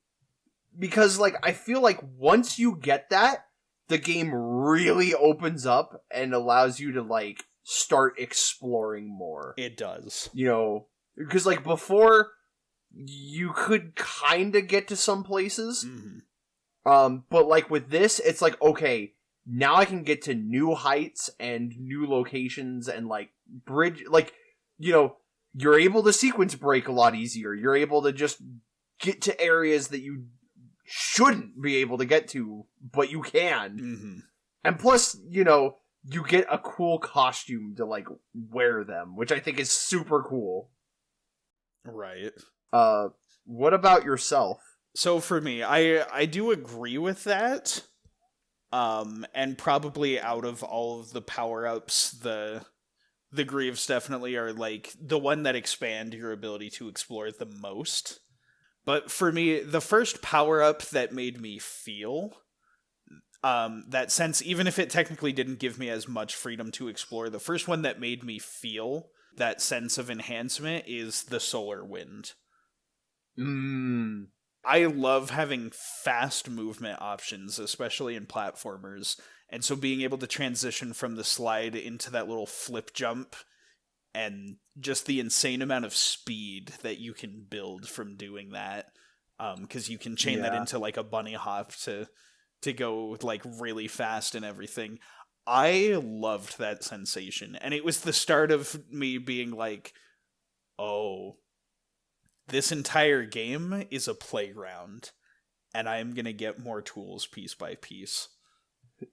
more toys to play with in the playground. It was the first power up that really changed the way that I viewed the game. So, it was. I will say that the Solar Wind was a close second for me, because dang, it feels good. And just the yellow after image as you do the flip is really nice. It's so cool. It's so cool. Oh my gosh. Alright, well, time for me to ask the next one. What was your favorite area in the game? So there are definitely multiple areas in this game that I am a huge fan of, but the one that left the strongest impression on me by far was the underbelly. And you heard me most of the playthrough, like, always going back to making some kind of a comment about the underbelly. I love the music that's there. I love the environment. I love just how intimidating it is. There's I would say it's not really a masochism thing, because I don't like when games get, like, insanely difficult necessarily, but, like, I love when a game catches me off guard, and the underbelly definitely did that. Yeah. No, that's totally fair. What about you? So for me, I gotta give it to the Empty Bailey. Yeah. Like, I spent so much time. That one's a close second for me. Yeah, well, and, like, not only that, I would say it's one of the easiest areas to navigate. Yes. You know, it's bright and just fun to explore. The fact that most of the exploration you do is more vertical, and all of the landmarks are very distinct, so it's hard to get lost there. It just, it just really stood out from everything else in the game, and so it just made me really enjoy it. Yeah. Alrighty then. Now we're on to favorite song in the soundtrack. Yeah. So, continuing with this, Outside the Castle Walls, the Empty Bailey theme is probably my like the moment that I finished the game. That was the first track on the soundtrack I added to my playlist. Yeah, because I was like, I love this song. It is super cool. The piano is just gorgeous, and you know me, I'm a sucker for the piano. But I do want to give like an honorable mention to the final boss track. Oh gosh, let me see if I can say this word. Gosh dang it, this is hard to say. Paramnesiac.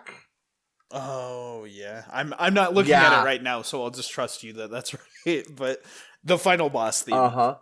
The final boss theme was another one that like almost immediately I was like, this is going in my playlist. I gotta be able to listen to this. But like, super good.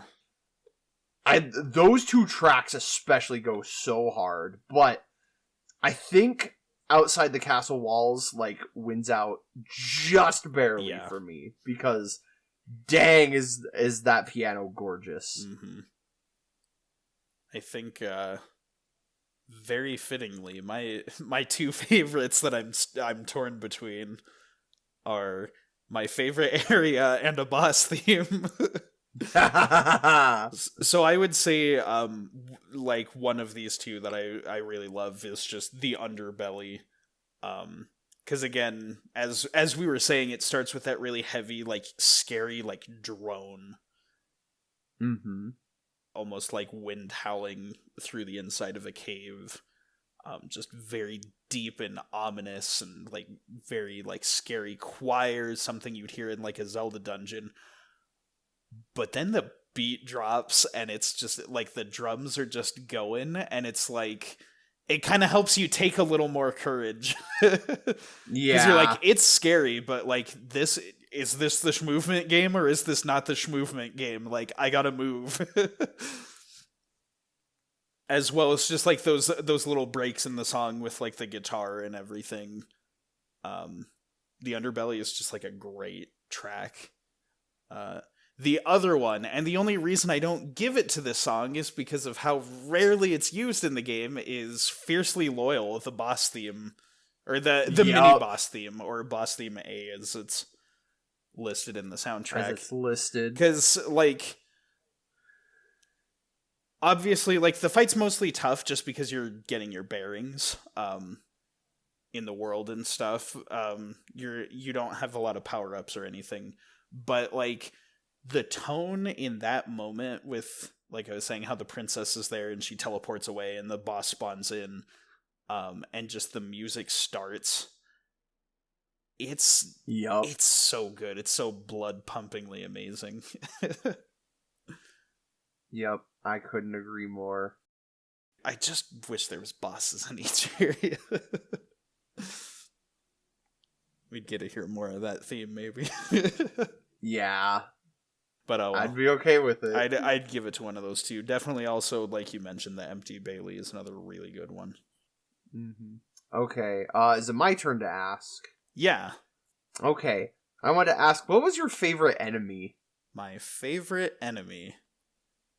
I really think I gotta say it's... There's two that come to mind. One is the princess, just because, like, wow, what an amazing fight. Yes. But the other one, for entirely different reasons, is the little tiny knight. The tiny knight. That's stupid. Just that little fake out with that, me just thinking like, oh, it's a smaller statue. I wonder if I can inspect it. And then just, wham! It attacks.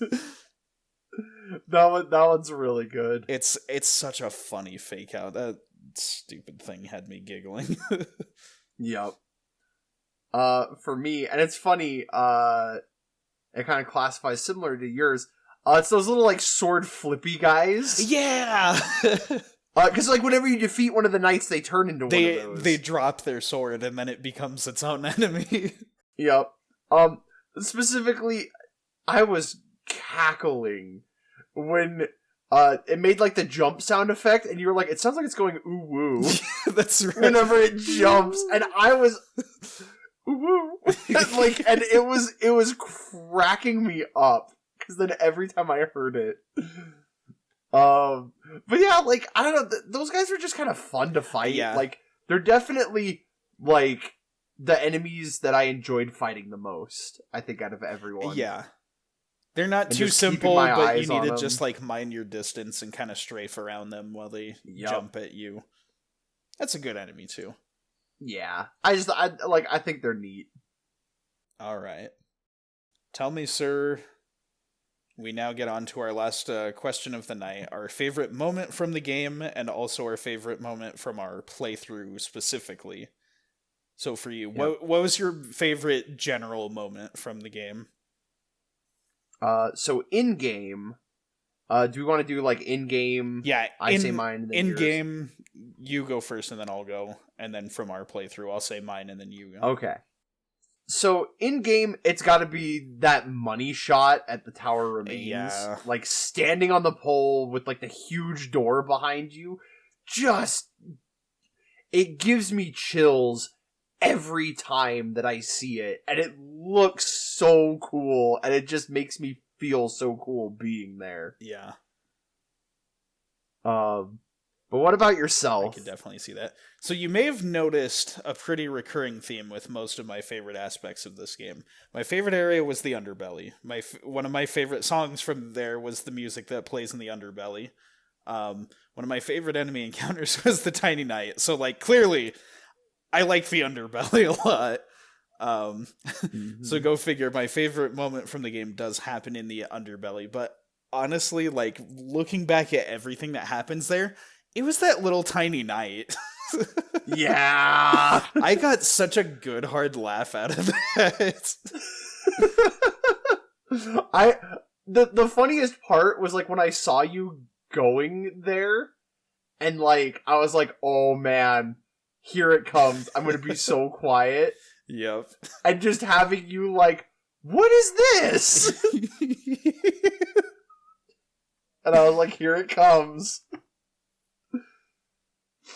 Oh man. Good bait and switch right there. Yeah. Would you say that was also your favorite moment from our playthrough? That I actually wouldn't, because I mean I could argue that is a single moment, whereas what I'm gonna say is my favorite moment is actually something that happened repeatedly throughout the playthrough. So maybe for a single moment I could say that's my favorite, but from our playthrough, my favorite thing about it was every single time that you said to me, "That's not how I did it in my playthrough."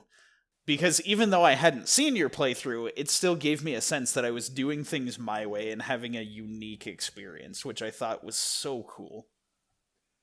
Yo, it's so funny that you say that. That was mine as well. Yes! like legitimately seeing all of the weird, different routes that you took compared to me. Like, you would stumble backwards into areas where, like, I would take, like, this like, alright, this has got to be, like, the front door. This is how I get in. And then I'm like, where are you? And then just suddenly, like, you took, like, a totally opposite route from what I took into the Twilight Theater. And I was like, how the heck did you get here? Yeah. Wait a minute. And, like, I had to, like, rethink everything. It was so much fun seeing you, like, take such a different approach to this game. And I'd argue that that's part of what makes this game so enjoyable, is that you can have such a different approach to it. So that's a strong part of our recommendation too. On top of just playing this game for yourself, watch somebody else play it, because you'll see them do things in an entirely different way. Yep. And, you know, get a new experience out of it. Yep, I couldn't agree more. Excellent. So moving into final thoughts, who wants to go first? Well, I think it's only fair that since you showed me the game, I'll give my thoughts and then you give yours. Is that how we do it? I can't remember. I don't know. I'm willing to go first, whichever. It's our show, we do what we want. Yeah, okay. Let's change it up this time. You go first. Okay. Surprisingly, I don't have as much to say. Just I love this game. Yeah. Like, it feels so good to move in, and like it evokes all of this nostalgia. And like, as we mentioned, it falls short in some areas. You know, it was a game jam game. It was definitely rushed, and it shows in some parts. But what it does right, it does exceptionally well. And like I mentioned at the very beginning, it's so rare for me to like be more invested in a game's gameplay than I am in the story and the characters. But this hits on just every perfect niche that I'm like, this is so good. I freaking love this game. Mm-hmm. More people need to play it. It's dirt cheap. You have no excuse not to. Do it. Very good. So my final thoughts about this game. Say it with me, kids. The word of the day is schmoovement. In our previous episode, Pizza Tower, I just got finished saying that characters with really satisfying movement are one of my favorite aspects of video games. Not knowing that you were going to hand me this, I knew this was the next game we were going to play, but I didn't know it was going to be such a masterpiece. That's so good. Yeah. It's funny. I know I just finished my final thoughts, but I have one more final thought. Yeah. Just go kind for of it. tack onto this. Go for it. Because part of it, too, why I wanted to do an episode on this, you know, not just to, like, talk about this game, because I love talking about games that I like, but, like, because for me, you know, and we mentioned this, like, my recommendations are things that I'm like, I think you would enjoy playing this. Yeah. And that was a big thing, like, playing this, is I was like, I bet Joseph would really enjoy this. And I bet he'd have a lot of cool insight into this. Right. That is sort of our dynamic, is that I show you games that I think you would like seeing, and you give me games that you think I would like playing. Yep. But to properly get to my final thoughts, that was a good tangent. Yes, sorry. No, that was a good tangent. But yeah, Sybil is just extremely fun to control after you collect a certain number of upgrades. And this game perfectly nails the vibe, and not just because it's, you know, retro inspired, but it's good retro. It's pretty easy to make something cheap and then say, no, it's a retro game, but like, they didn't skimp on the attention to detail here. Everything was made very lovingly and very carefully, which is always good. And I love that the game gives you freedom to explore, and it's excellently put together. Because, like, it could just be like a well-crafted linear game that you can beat in 20 minutes, and then it's like, that was cool. Wish there was more. But it's the fact that, like, it's open on top of being well designed. Every area feels like the developer is, like, you know, throwing down a challenge to you, like, come on, see if you can make it through here. Like, do you have the tools that you need? I won't say which one you need. You just find some tools and see if you can make it through here, which is extremely cool. And again, part of the reason why I was such a big fan of Breath of the Wild and Tears of the Kingdom was that openness. And so, like, all of those aspects is what makes me feel like it's worth the $6, which also, it being $6 makes it worth $6. That's a good price for a video game. That's an amazing price. It's really good. I did say I have my small gripes. At times, the different areas in the games can feel a little empty, and I think the game would benefit a ton from having especially more boss fights, more involved combat, and a more involved storyline. Those are three areas that, because it's such a quickly made and cheaply produced game, I can forgive there not being in there, but it would be really good if, you know, in a sequel or another installment inspired by this, they went a little bit further. But what is here is good. Yep. And if you ask me, I'd rather have a cheap game that succeeds at the few things it does than a bloated $60 game that checks all of the boxes, it has all of the things, but does it badly. Yep.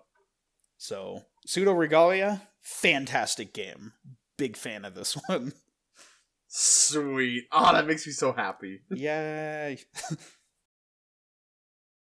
Well, we made it to the episode. Shall we tease what we're doing next time? Let's do it, my friend. So the exciting thing about our teaser this time is that the podcast has become non-linear now. We're sequence breaking. No, you can sequence break, or you can do it the intended way if you like. So let's talk about the sequence break in the podcast first. This is an additional special thing that we have planned. To explain ourselves, we have 2 different ideas for episodes that we'll be working on simultaneously, and just whichever one we finish first is what's coming out next. But for you dirty sequence breakers out there, here's a little treat for you.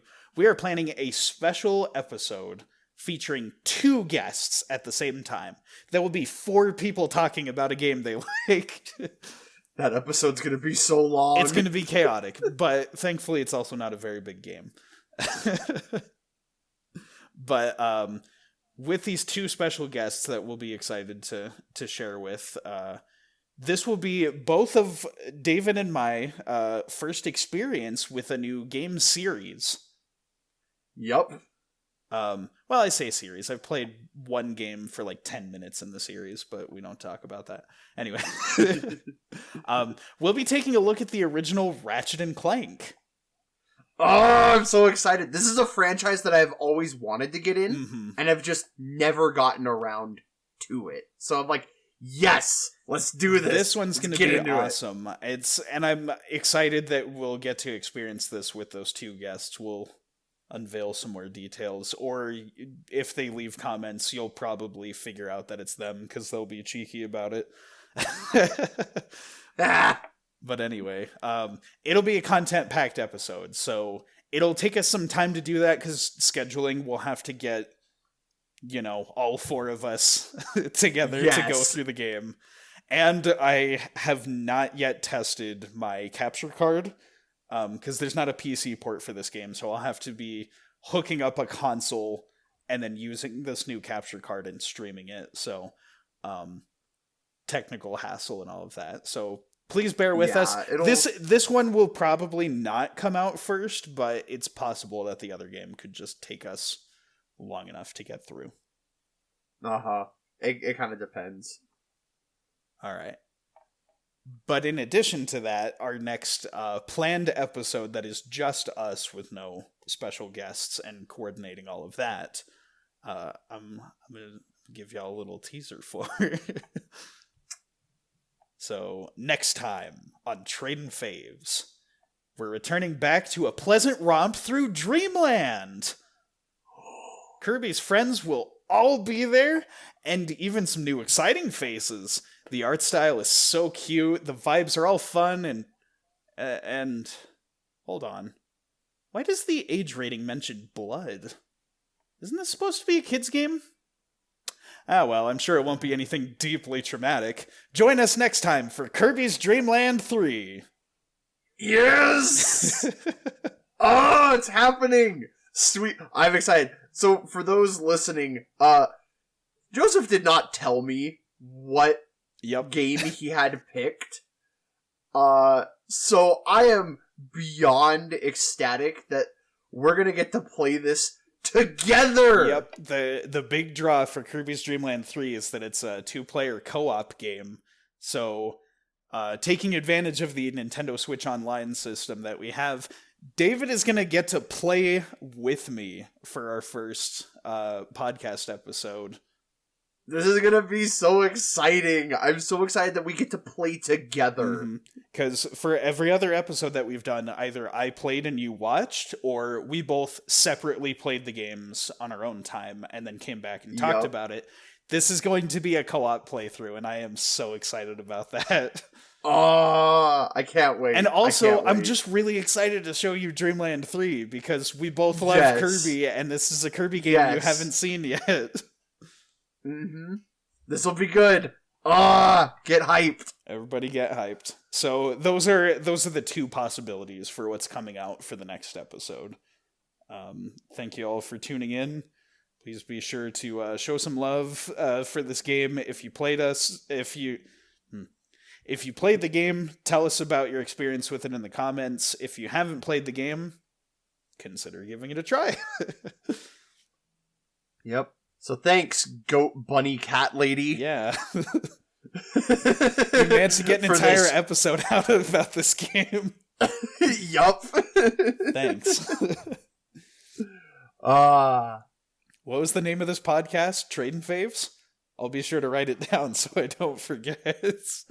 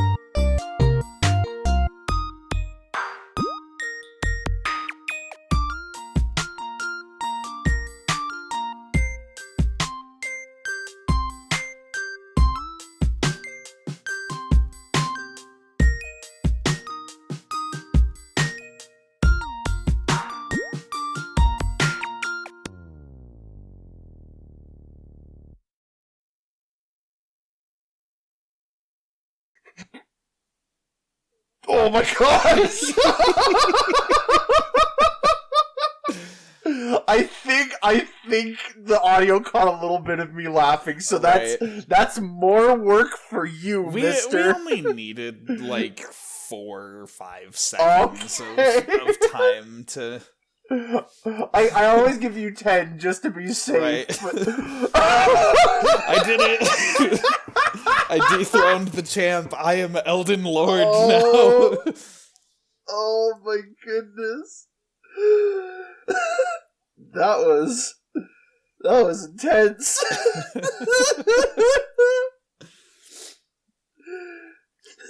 Yeah, that's a little speedrunning strat to skip the 10-second wait.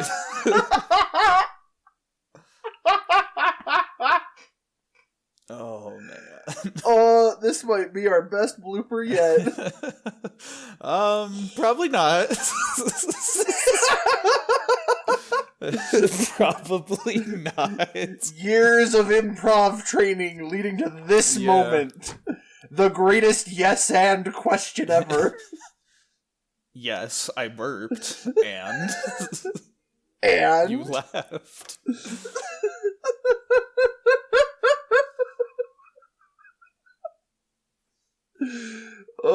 Can you tell that I'm tired? Yeah, me too.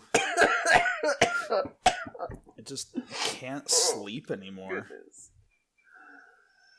Oh, boy. It is going to be a good episode if this is the start where... Yeah. If this is what we have to look forward to. Oh. Okay. I'm getting right back into it. All right.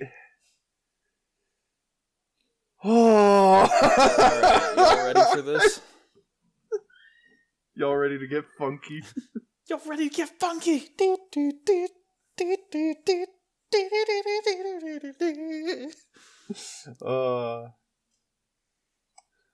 Pizza Tower, but with Pseudoregalia SHMOOVED. Pizza Regalia.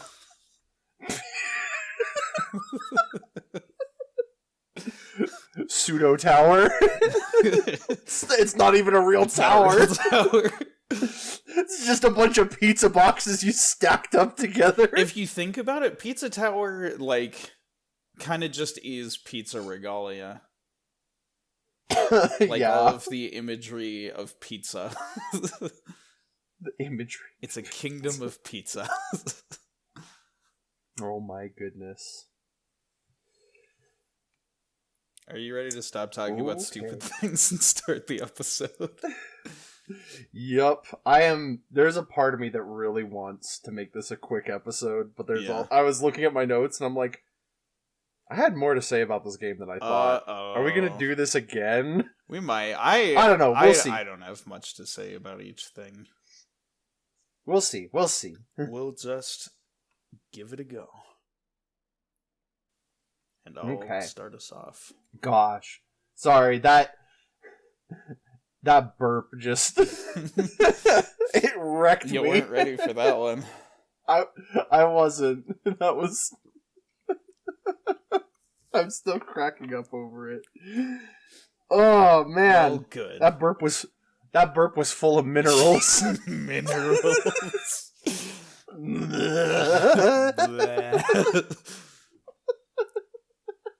I can start anytime you want.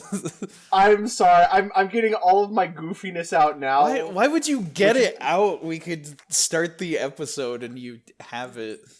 And then just be goofy for the whole episode. Gorsh, okay, Gorsh. Sora. I got hit in the head with a rock and almost died.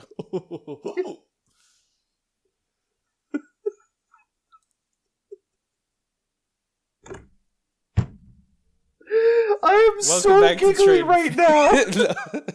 We're not starting on that. We're not starting on that. Okay, I'm in it. We're ready. Okay.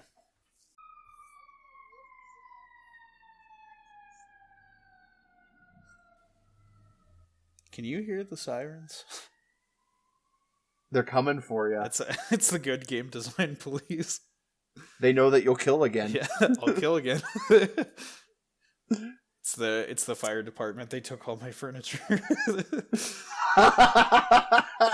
is going in the bloopers. I'm just like, I'm like, okay, I'll let you say your piece, but like, these stupid fire trucks need to go.